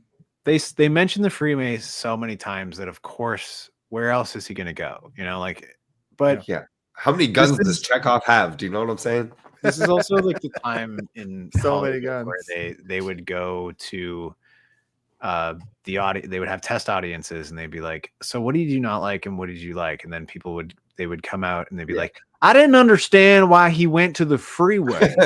Why would he do that? And it's like, well, remember we'll like make that more obvious. We'll remember make that the more clear 4 the other next time. times when she kept saying that our house is across the freeway? And he's like, yeah, I remember that, but why did he cross it? It's like, well, because that's where the house is. He wanted to go Rex get is. Rex. Rex is on That's the other pretty side of the obvious. highway. I understand that, but why? Do I you have to redneck? believe- Do you Republican understand? But why? No, would I he When he don't. crosses cross the highway, I gotta freeway? believe he's Frick. sleepwalking because no conscious, sane kid, and maybe he is insane, but no normal kid is gonna cross a freeway. That kid would be terrified. Like I know Listen, kids I do weird have- things, But so he's I'll give him. sleepwalking. So when you're sleepwalking, you don't. That's have what. a Yeah, normal- was he sleepwalking? Is that the Guard your consensus? ears, friends. He's definitely sleepwalking. Theories. He's definitely sleepwalking because he was injected with sleep drugs. My theory for this whole movie is that Wait. Everybody stop for a second. Shh. Go. check. My theory for this whole thing has been that Freddy was the kid the whole time. Whenever he's like not himself. Oh, like when he's being taken over. When he's speaking in tongues, when he's drawing Freddy's face. Well, I think in that the oatmeal. The kid is possessed like Nightmare on Elm Street 2. Yes. Like Freddy's inside him. But the Okay. Yes. Okay, but you're also now like you bring this up right now at this exact moment when Freddy is dangling the child over the thing. So you're saying that Freddy Well, is no. possessed the child and he's also dangling the child? Is that what you're saying? Before we get to that, though, like the special effect for Freddy appearing in the clouds in reality, there's no dreams happening at this point, as far as I can tell. The kid Is incredible. Unless the kid's clouds sleepwalking. forming Yeah, into he Freddy was is. so fucking It was cool. a bad effect, but it worked. Like it was Yes. creepy as fuck, but it like obviously It's like, was an it's effect. 90s bad, but like Yeah. today good kind of, because like it is supposed to be a dream because he literally was just injected with sleep drugs by the hospital where those drugs are very potent.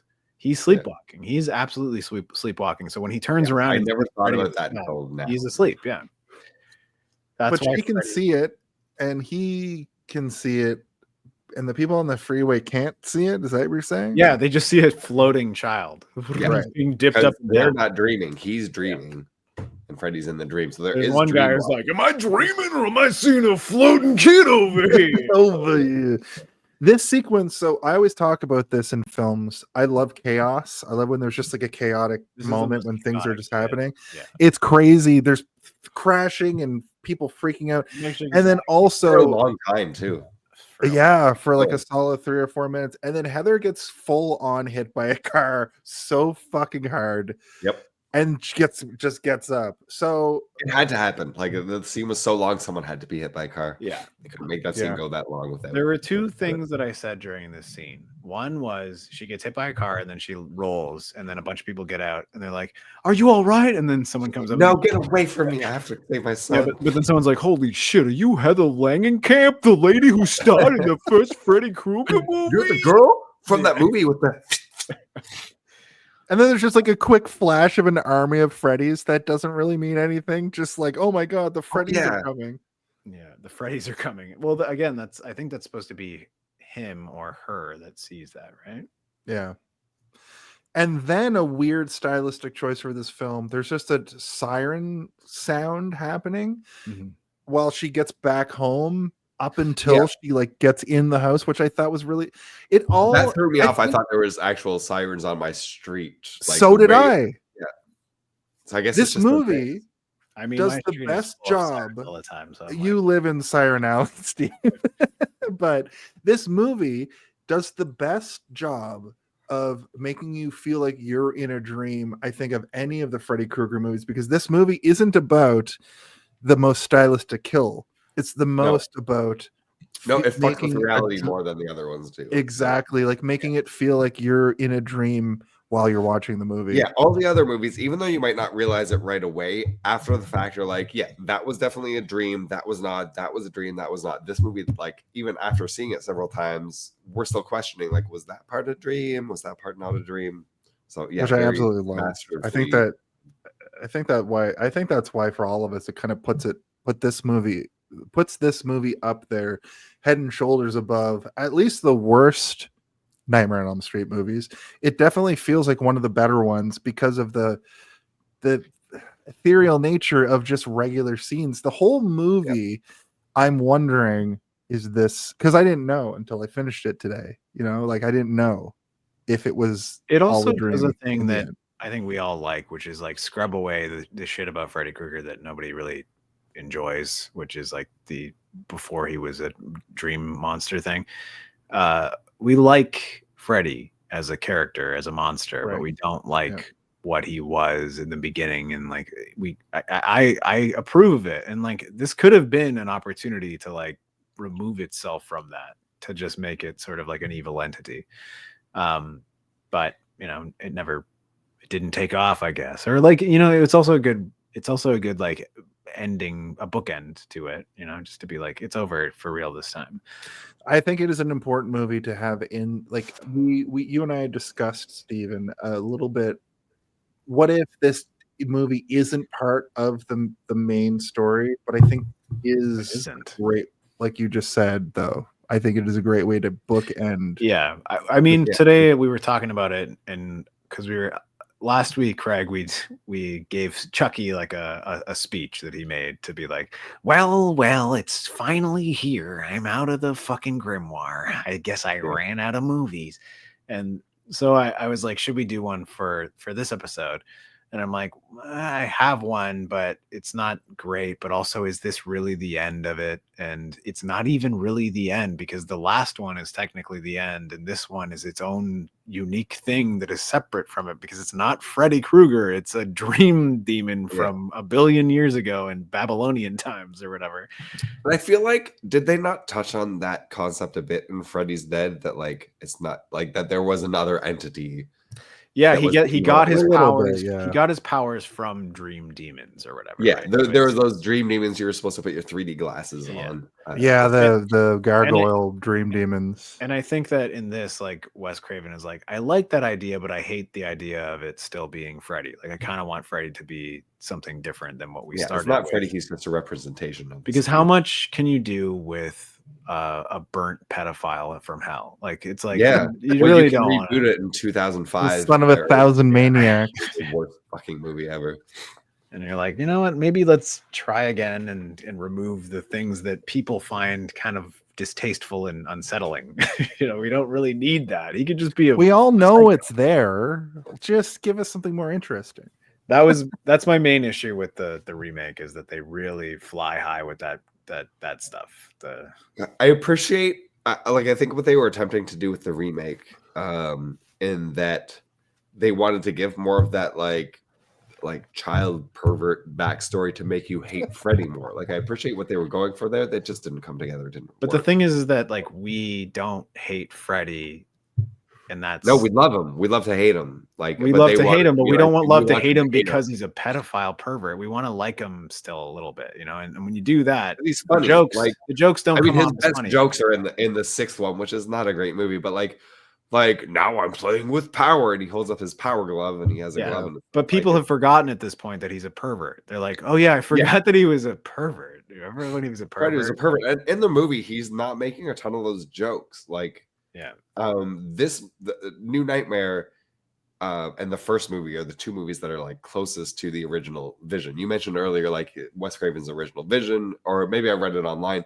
Wes Craven's original vision was for it to be like the first movie to be far darker and creepier, but like, it's pretty fucking dark. There's not any comedy. The first movie actually was meant to be way more actually like perverted, in line with the 2011 one, but they pulled it back because like an actual scandal happened in real life where they're like, we cannot actually we can't do this. So like, simultaneous to that movie, a thing that happened that was very similar to the Freddy story in the movie, so they had to be like, maybe we don't tell it. Yeah, probably a good call, but I wonder how the franchise would have gone if the movie was the original vision.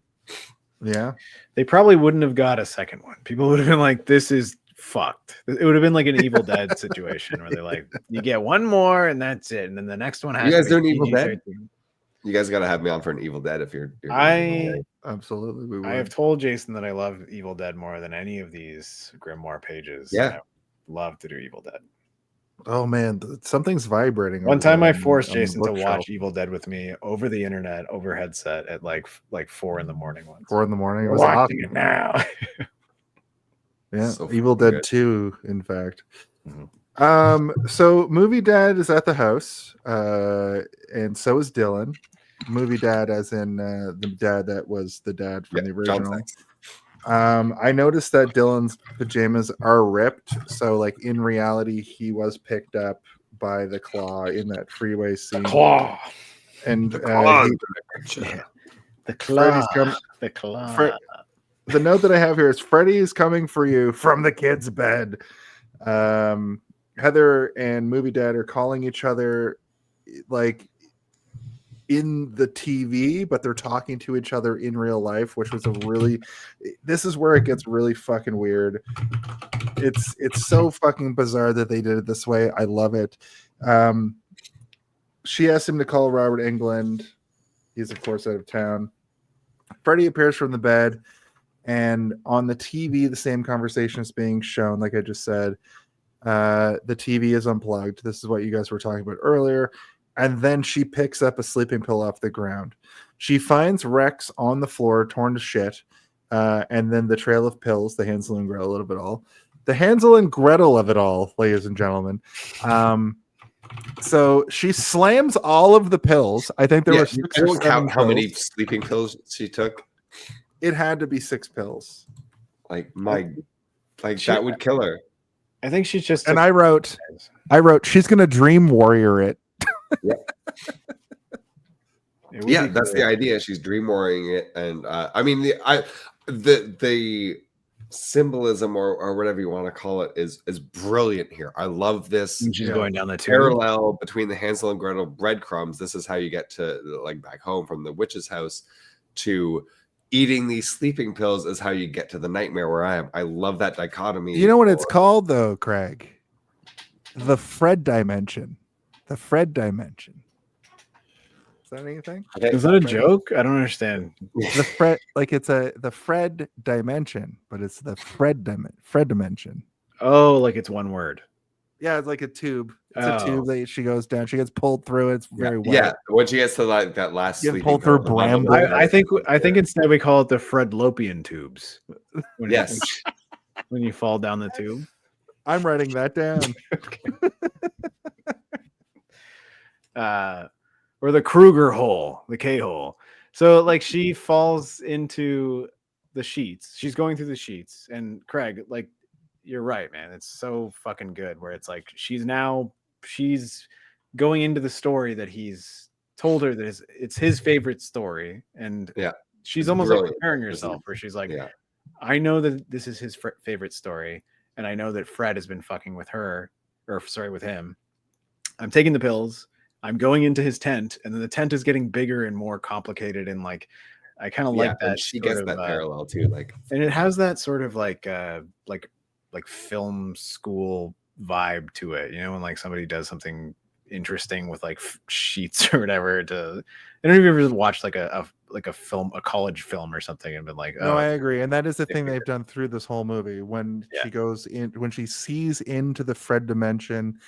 Underneath you're still trying to make Fred dimension work, aren't you? I'm making it happen underneath the casket at the beginning of the movie, and then when she goes under the blankets here and when it kind of like tilts forward and she's sliding and she's going through the sheets, and then it transforms into what almost looks like the interior of the furnace from her home in the movies to begin with. Exactly. And then they start to and also like the stuff. thing that we see at the very beginning of the movie as well, like that furnace area that they're creating the claw in at the very beginning of the movie. Which is it's almost like a more medieval industrial looking. I'm actually going to mention the Fred dimension for a second, because there has to be a Fred dimension. Thank you. Like when nobody's dreaming, when none of the Elm Street kids are dreaming. We've talked about this. Yeah, I like the Fred dimension. Where he's just like, where's he hanging out? Ting, ting, ting, ting.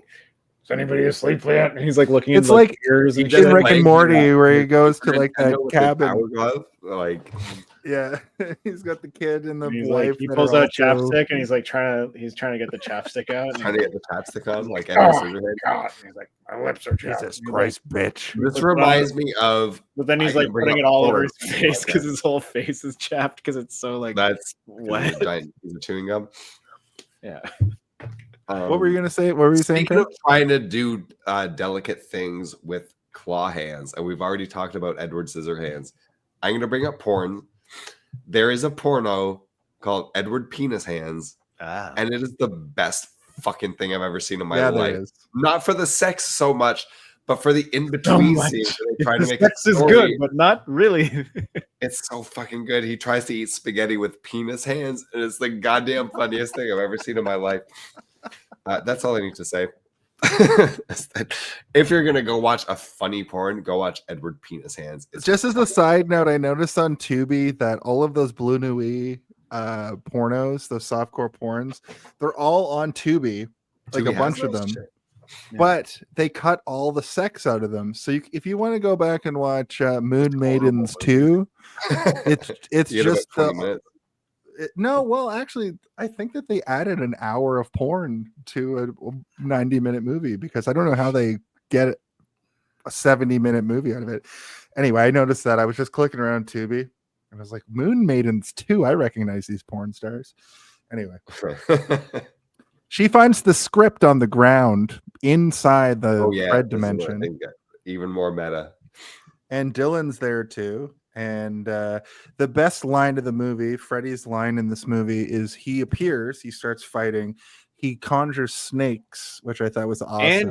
And Why did it have to be snakes? And eels. Why did it have to be? Why did it have to be eels? Reference to the latest Indiana Jones movie. But Indiana Jones 6, Under the Sea, under the sea, under the sea. He's like trying to drown Heather, and the snakes are there and everything. And he goes, "Pick a pet for the Rugrat, bitch." There's our bitch for the movie. Yeah, he had to say it. He had to say it. And I would have been fine if like that was the only thing he said the entire movie. Because like every time he speaks in this movie, it doesn't really add anything to it. But yeah, because in the earlier movies, every time he speaks, especially in the later ones, every time he says anything, it's like a one-liner. And it's good. And it's like a Schwarzenegger level, like we're here for these one-liners. Yeah, it's Commando. Yeah, but in this movie, they don't really fit or make sense. No, so it's weird. Like I understand they must have had a challenge, a struggle to like, how do we make Freddy speak in this movie? How often does he speak? And how do we?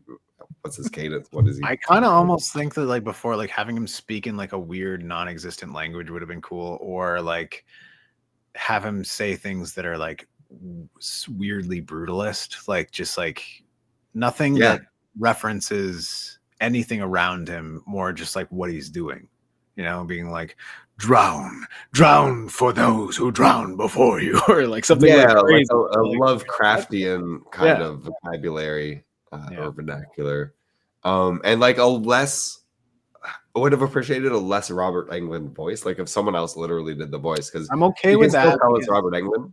The reason I'm okay with that is because the last demon form that he took was Robert Englund. So I'm okay with him having this sort of transitionary period where he's like, I've been this guy for 10 years, so I can't stop saying bitch. Like maybe if he just said bitch, like I don't even know what a power glove is, bitch. Yeah, I don't even know what a bitch is, bitch. I just know that I call you bitch. Bitch.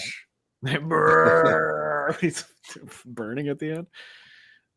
That burning was nice. That was after Freddy is punched, stabbed, and burned, he chases Dylan to a furnace and gets caught. She can't climb stairs, just like in a dream.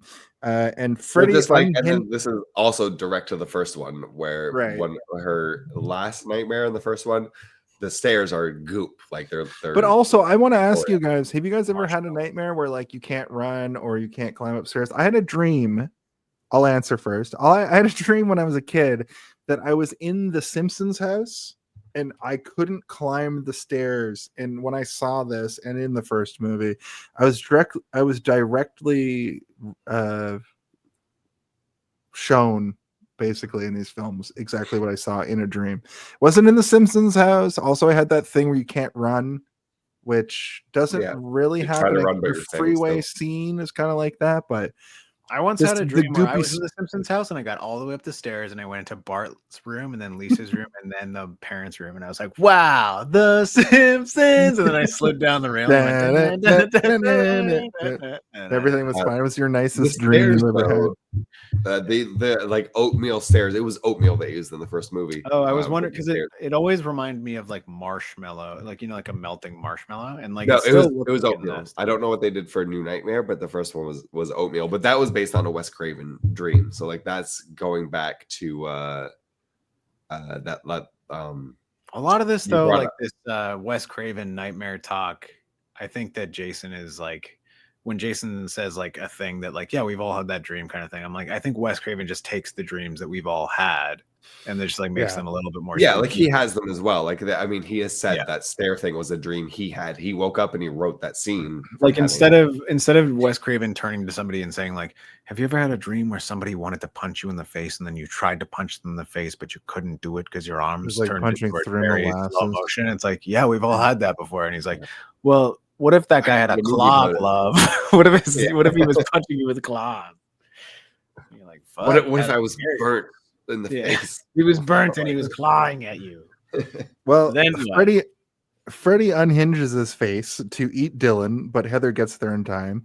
Oh, I stabs love him that effect. in Oh, the dick. that's so She creepy. stabs his dick, and he strangles her with a tongue while Dylan navigates through a snake. Dylan stabs the tongue while the psycho screech plays. This was the psycho thing that I was talking about earlier. It's like rain at this moment, which I thought was great. There's a lot of references to other horror in this. Yeah, the strangling with the tongue. I think that may be a reference to the third one, the Dream Warriors. Right? when he Yeah. strapped The guy to tongue is bed also over kind of and a over. leech as well, like which I thought was interesting.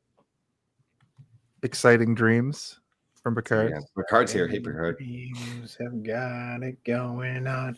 I think that this entire ending is like, it's kind of shitty. I don't really like it. Like, I don't like, apart from her coming up the stairs, I think that all of it is kind of like, I'm just like, oh, okay, I know it. I know what's going on and I know what's going to happen. And I don't really care. My get thing about all of this is that it felt like they did too much in the middle of the movie, and this ending sequence could have been longer and scarier. The movie's already 2 hours. Like maybe it was longer and kind of. And like Yeah. the thing is that I like so much of this movie that, and I even like everything about this end area. Like all of it is cool looking. Like I love the weird sort of like architectural influence that seems to be like pulled from all sorts of fairy tales and ancient It's like a castle.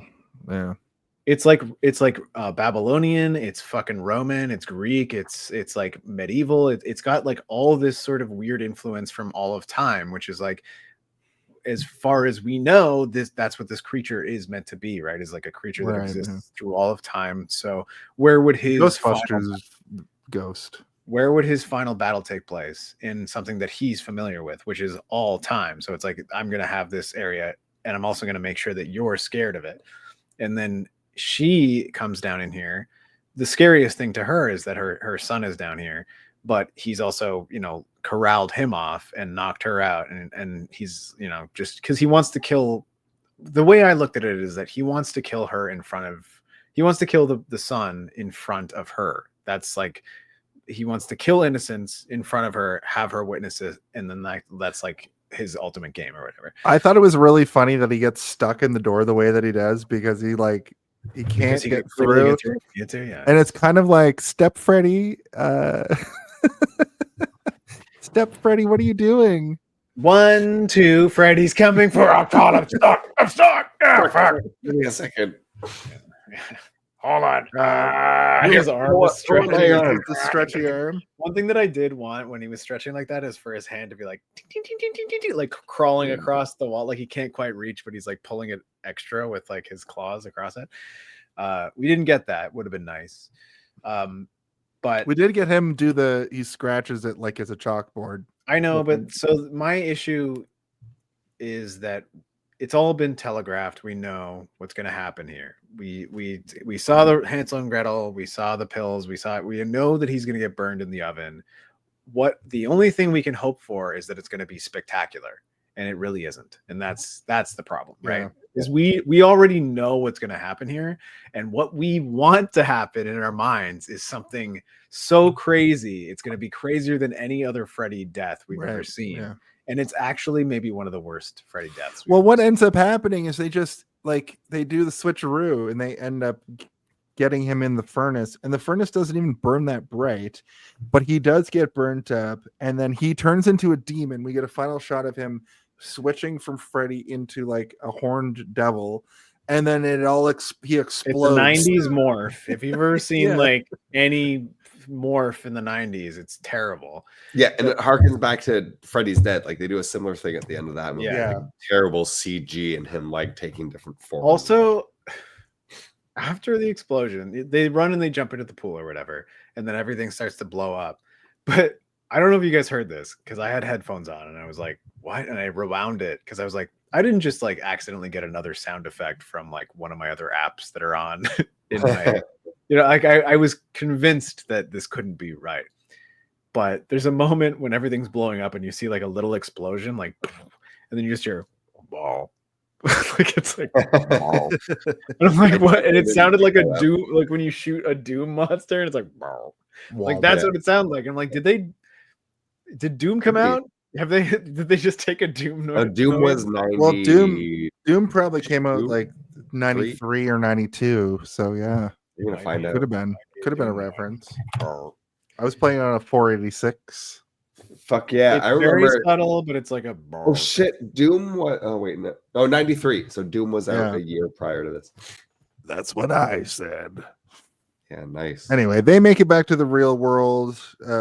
Explosion, real world was the next note that I wrote.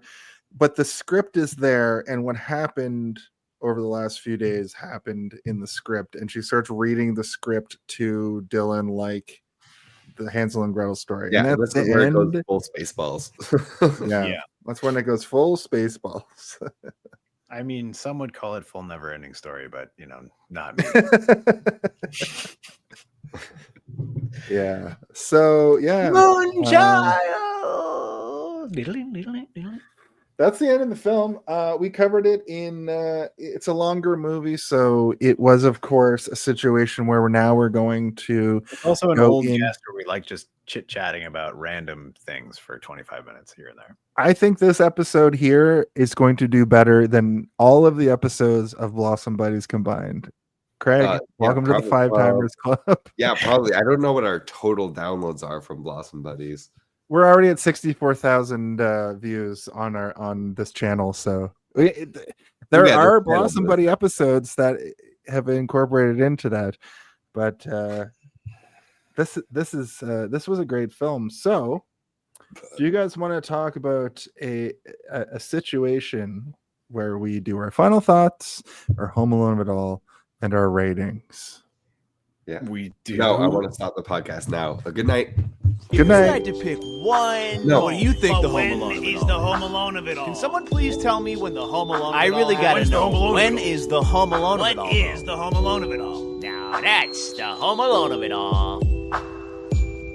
Steve, I presume all those voices are you. Those are all me. Those are all my Oh, different this is- you're just personalities talking that yourself. live All inside these of me. manic voices all at the same time. So this, of course, we have melded everything together. Craig, I don't know if you've been here since we've done it like this, but now what it is the Home Alone of it all, of course, is when Kevin McAllister slaps down the blueprint, and it is representative of the best part of that film that we've related to all other films where there is that sort of best part of every movie. Every movie has its best part, the part you're there to see. Just you can Some people might information call it give the us call to that. adventure, or the call to action. The call to action, your final thought and your rating, whether it be out of 5 or 10 or stars or bags of popcorn, whatever you want. The floor is yours. My final thoughts. I mean, there's at this point in the franchise, there's 7 Freddy movies. Whether you want to acknowledge Freddy versus Jason and the remake or not, we're at 7 movies at this point. Of those movies, because I do not acknowledge the later ones, I would place this after 1 and 3. I would probably go 1 and then 3, and then I might tie this with number 2, and then 4, and then 6, and then 5. 5 being the worst. Final thoughts. I thought we were gonna have a hard time talking about this movie because all the horror movies we've done that I've been on anyway up until this point have been silly. And this is not a silly film at all. It's the opposite. I was watching it. This is actually a quality film. It's not campy. It's not making jokes. So I thought it was going to be hard to talk about. It obviously hasn't been. This has been 3.5 hours. 7 stars out of 10. I'm going to give this movie. Well, I mean, thank you. Of course, 7 blades out of 7 finger blades out of 10. It's 2 more finger blades than the average hand. Than the average Freddy Krueger. I'm talking 2. If I got 2 gloves, I got 2 hands. Thank you again, Craig. Obviously, you're always welcome back. Your other movies include Nightmare on Elm Street 4, Flash Gordon, Knock at the Cabin, Knock at the Door, or whatever. Yeah, and Halloween. And this, it's always great. You have some milestone episodes tonight. I give you your own playlist of 5 episodes. You're the regular John Cena, and thank you for all that you've contributed to this. We're gonna show call you because- John Cena from now on. Yeah, Yeah, nice. I won't, but I'm gonna try to remember it. And I'm gonna make that my little caption When you name. come back. Hell yeah. And you're like, you've seen me. 5 You times. can see me. Steve, as you take a delicious sip of cider or wine, tell us about all of the things I just mentioned. Final thought. Are we doing drink plugs? I can wait if we're doing drink Well, plugs. we haven't- later. We haven't done plugs. plugs. We're gonna get to plugs. Okay. There's I'll a plug thing the you've beer never later. heard for plugs. Yeah, my favorite Freddy Krueger movie is this movie, I think. I don't think that any of them are solidly placed anywhere in the top 1 to 5, but I think that the 5 that I herald as the best kind of like change and move based on how I feel when I watch them. But I will say that the majority of the time that I watch this movie, I'm like, I love this one more than the others, frankly, because it makes the first like 40 minutes of this movie makes me feel good, and in like a haunting, nice way. Whereas the other ones, I'm like, I know what's going to happen. This is all kind of cheese, whatever. But this one is like cheese in the 90s sense, where I'm like, I'm into it. I've lived this. I want to be here. I would love to be in this version of Freddy Krueger.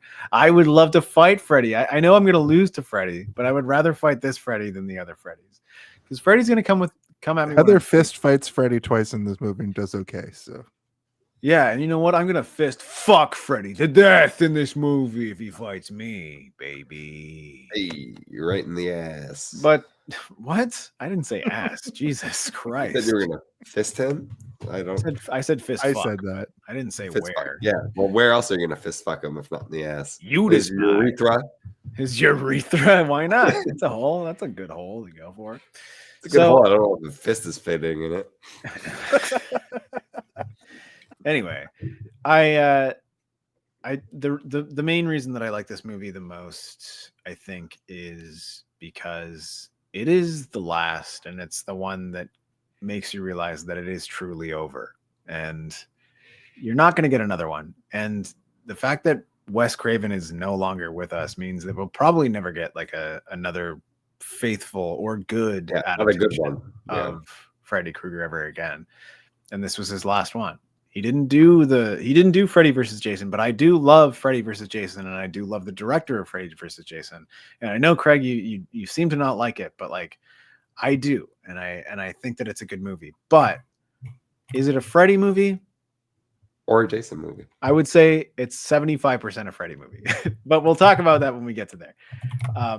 But I do like this movie a lot, and if I had to give it a rating, I would say like coming back to your high school reunion when everybody knew you as the guy who always wore the same thing, but then you came back and you decided to wear leather pants, a fucking pea coat, a nice sweater, and a fedora to match one, and also some fucking Cantex in that matched one of the colors on your sweater, and one glove. And that's why we all know that Santa Claus, Bigfoot, and Michael Jackson are the most well-known mythological creatures who ever lived. Yeah. Fuck, I forgot Jason Ritter was in Freddy versus Jason. I might change my mind on that one. I should watch it again. I only saw it once in the theaters, and I thought the whole movie was just fan service from start to finish. Well, do you want to come back for Freddy versus Jason in October? Imagine we got if you want me back for that one, I'll watch. We got every guest who came on for both Freddy's and Jason's to all come. We all just did a giant orgy of a podcast. 9-hour podcast. Yeah, I'm writing it down. Yeah, good luck editing that audio with like 10 people on the podcast. Yeah. Good luck, because I've never edited a single second. Good luck, fucker. I think with my scratchy voice, I can do a pretty good Freddy impression. Help yourself, fucker. Very good. Very good. I'm your boyfriend now, Nancy. Let's suck face. Let's suck face. Yeah. Oh shit! Sorry, I forgot to clap to myself.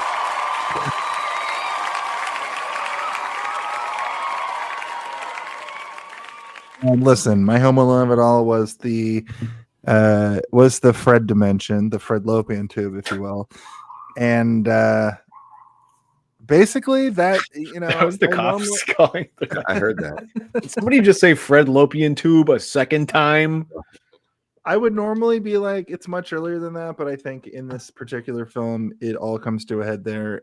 That's not necessarily my favorite part of the movie, but what I will say is I think doing a meta-style horror movie like this was great. The ending wasn't what I thought it would be, because I thought it was all going to be a dream, but instead it was even more meta since the script was written by the movie about them making a new Freddy movie.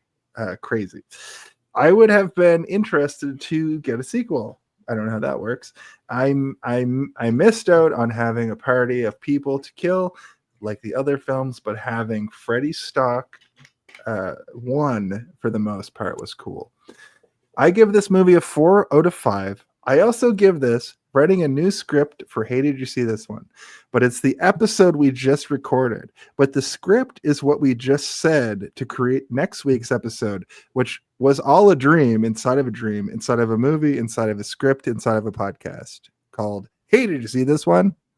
Inside of a dream, inside of a podcast, inside of a dream, inside of... Oh my God. He's right, folks. It's written here right on my phone.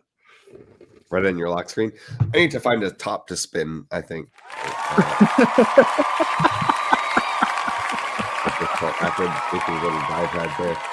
I forgot to bring up my Home Alone of it all. I don't know if I can pinpoint a Home Alone of it all, because things go so bonkers at the beginning. It starts at the beginning. It kicks off. There's no pretense. They're just like, hey, here's Freddy's glove. We're off to the races. So I guess the Home Alone of it all is when Heather wakes up from her first dream to the earthquake. Mine is just when he cuts open the thing and he's in the bed sheet. Like, that's the best part. He's like, Leon 27 is asking why we're such nerds. I don't know, because you did this to us. You did nerds. this to us. Rules. Thanks, Noel. Hi, Jason. Why are you a nerd? Thanks. Stop Leon asking. Okay. I just answered because being a nerd is cool. It's true. The nerds rule the universe. It's true. Nerds rule, jocks drool. For better or for worse. Hey, it's time for plugs. You guys, I'm gonna plug the beer that I've been drinking. I just came across it. We got it's Craig. Hold on. Sorry. All right, let me just plug this in right here and.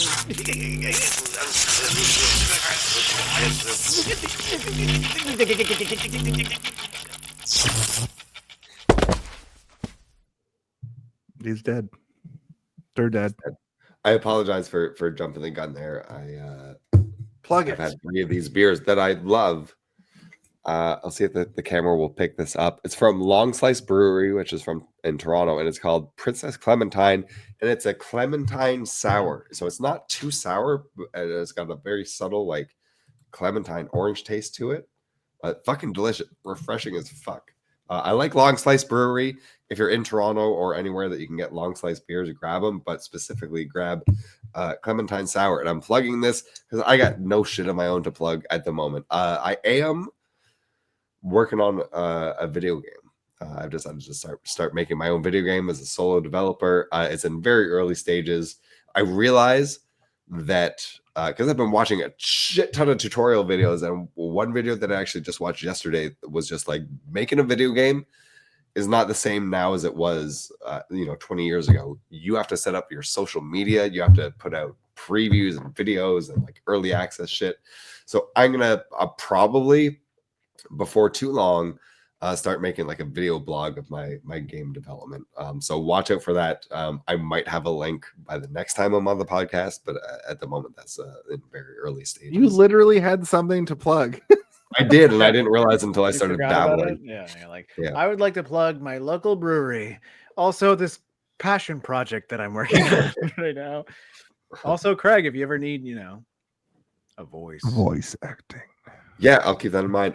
This game is not going to have any voice. I'm going for like SNES era, so it's all going to be very chiptune and like 16-bit graphics, pixel art. We'll see how that goes, and then I might start expanding and pulling more people in. All right. Well, I've got a great story for this game. I can't mention it. It's got a Shyamalan phenomenon twist to it.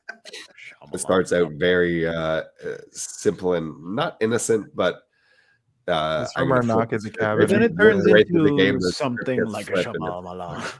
Something like a Something like a Shyamalan. Shyamalan. Yeah, get the Pokemon sounds out. What it's like to market a show, it's a lot of work. Hey, did you see this one? Yeah, I didn't know you were doing that, Craig. So yeah, it's forward to extremely early. We can talk about it off air. I'll tell you more about it, but I don't want to reveal too much to the public yet. Sick. How about you, Steve? What do you got cooking on the old back burner this week? Well, Darth Theorist just hit 5 million views, and it feels good. Standing. But I did just release one yesterday that is I wrote the script, and I would love if all of you go check it out. It's called "What If Anakin Skywalker's mother was secretly a Sith Lord." I wrote it. And I voiced it, and I tried to treat it more like a poem than what happens if they slap lightsabers together? I'm like, what happens if she gives away her son and then has to call him back? And it's like this devastating story. I'm like, what of that instead of what we regularly do? And you know what? Surprisingly, a lot of people are kind of into it. I thought they were going to be like, more lightsaber slapping, please. Why is this so boring? But they kind of like it. So if you look up Darth Theorist on YouTube, that is the episode that shows up on top. I guess it's the most recent of it. I watched it. It's a good episode. I didn't know what the fuck they were talking about. I'm not that ingrained, but it's good. It's good. Very talented people. She's just talking about people controlling other people and what it means to be controlled by yourself, but at the same time, she's also controlling him. So it's like what it really is about is a narcissistic mother. So what you're talking about is, the traditional view of Star Wars is Christianity, but this version is butt sex Christianity, if you know what I mean. You're looking at it from more like a Catholic point of view, where, to my understanding, and I'm not a religious person, the Catholics worship the mother of Jesus. So you're taking it to that vein, like the mother of Anakin is the one who's the Which real we call it power in the Star Wars community. We call that the mother load. Yep. Oh, I call that I call lots of things the mother load. Anyway, I think it's pretty good, and I would appreciate it if you guys check it out. We said we would do a part 2 if we get to 1,500 likes, and we're almost there. We're at 1,300 likes, so just a couple hundred more likes, y'all. 11,000 views for only being out a day ago. That's fucking awesome. I liked it. And then other than that, we do the Three-Eyed Theorist, which you can never please that crowd. They're all crazy, but we like writing it, so and. Whatever. Hey, have you touched on the whole theory of Jar Jar being a Sith Lord? You're aware of that, right? 3 times, yeah.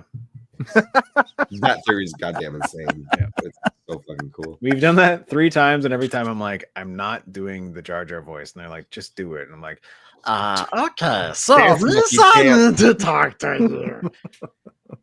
This is terrible. Well, this is canceled. We used to canceled. Yeah, this is canceled over here. Oh God! You should hear my Watto voice. You're such a joker, Annie. Listen, you can find Hey, Did You See This One each and every week right here on Twitch and YouTube and anywhere you get your podcasts. Really, I think that it's prudent that you check us out on all social media. I think that if you're going to do one thing this year, it's watch all 176 episodes of Hey, Did You See This One? But you know what? Start at episode 100, because before that, it's a little dicey. We've really come into our own over these last 2 years. That said, I usually put this episode up the next day. I've been messing around with SEO a bit, so it depends. I'm going to put it up when my app called vidIQ tells me to put it up. So you might see it. Give me what I want. Yep. Give me what I want. In addition to that, tomorrow night, March 21st, here in Toronto, Ontario, you can find me, Jason R. Phillips, getting in front of an audience of 350 while professional wrestlers wrestle behind me. I am the announcer. I am the voice of Super Kicked Wrestling. And we have a show coming up tomorrow night. And in the main event, you're going to see Ren versus Jesse for the Super I didn't say Championship. Stimpy. I was like, what? Ren versus Stimpy. We've been waiting Finally. forever to see this. Jason, bring Ren and Stimpy to the organizers. Whoever writes the themes, bring Ren and Stimpy to them. Bring Ren and Stimpy to professional wrestling 30 years later. Oh yeah. Also, you know what? I would like to plug Craig's new playlist that I'm going to put up tonight, and I'd also like to let everybody know to watch Noel's playlist because Noel is here. They're here. Get used to it. And I just got to work through all of these messages that Noel. Oh, is Noel just- has the longest. No, me. I'm in the room. Stop it with your messages. It's me. It's all about God, me. look at all that Noel. I don't even know Noel's you. going berserk. I've You asked just Noel said to hello, come Noel. on and I've asked Noel to do this many times. Just come through. And Noel's like, "Oh, I'll just appear at Oops. the plug I love it. section." All right, I take it back. I don't hate you anymore. You've shown a lot of boobs. Noel, I think, is the longest reigning defending champion of Hey, Did You See This One guests. So go Has the check out most Noel's. appearances, yeah. Yeah, go check out Noel's playlist. With that, okay, let me line all this up. This is the end of the episode. Still boobs. Craig, I would like to thank you as always for coming on. Also, congratulations for making it to the 5 Times Club. It's taking you longer than anybody else, considering that you have the most milestones. I think you were here. You were like the first guest beyond Steve. You were the episode like 100. Like you have all these accolades.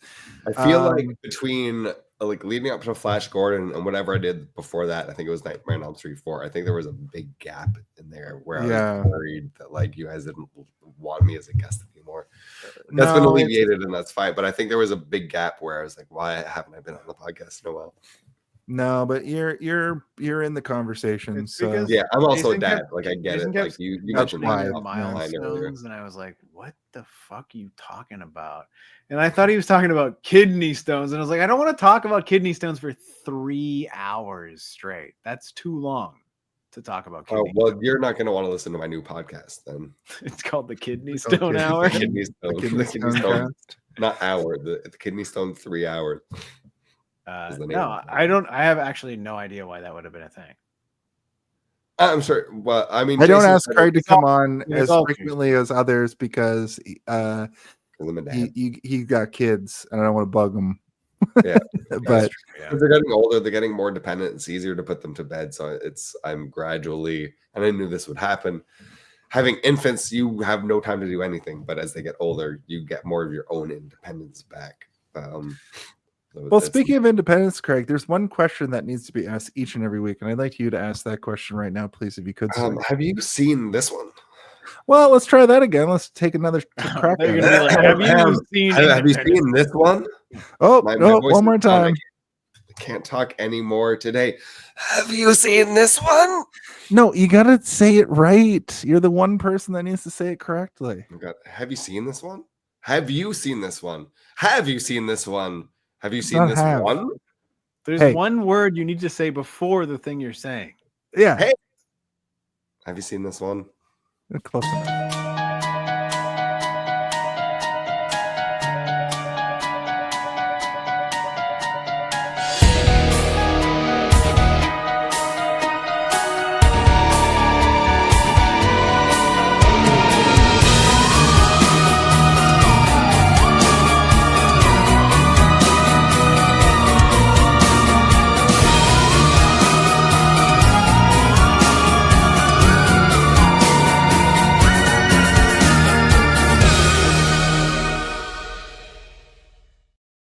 Well, we did it. I'm So, so fucking sorry I screwed up the name of the show. I had to like look it up and be like, what words am I screwing up? it's okay. I mean, I apologize. Hopefully it makes for a little bit of comedy at the end of a fucking 4-hour episode. what are you talking about? It's only been 1 hour. Oh yeah, you're right. I guess It's it only is been 1 hour, Craig Krueger.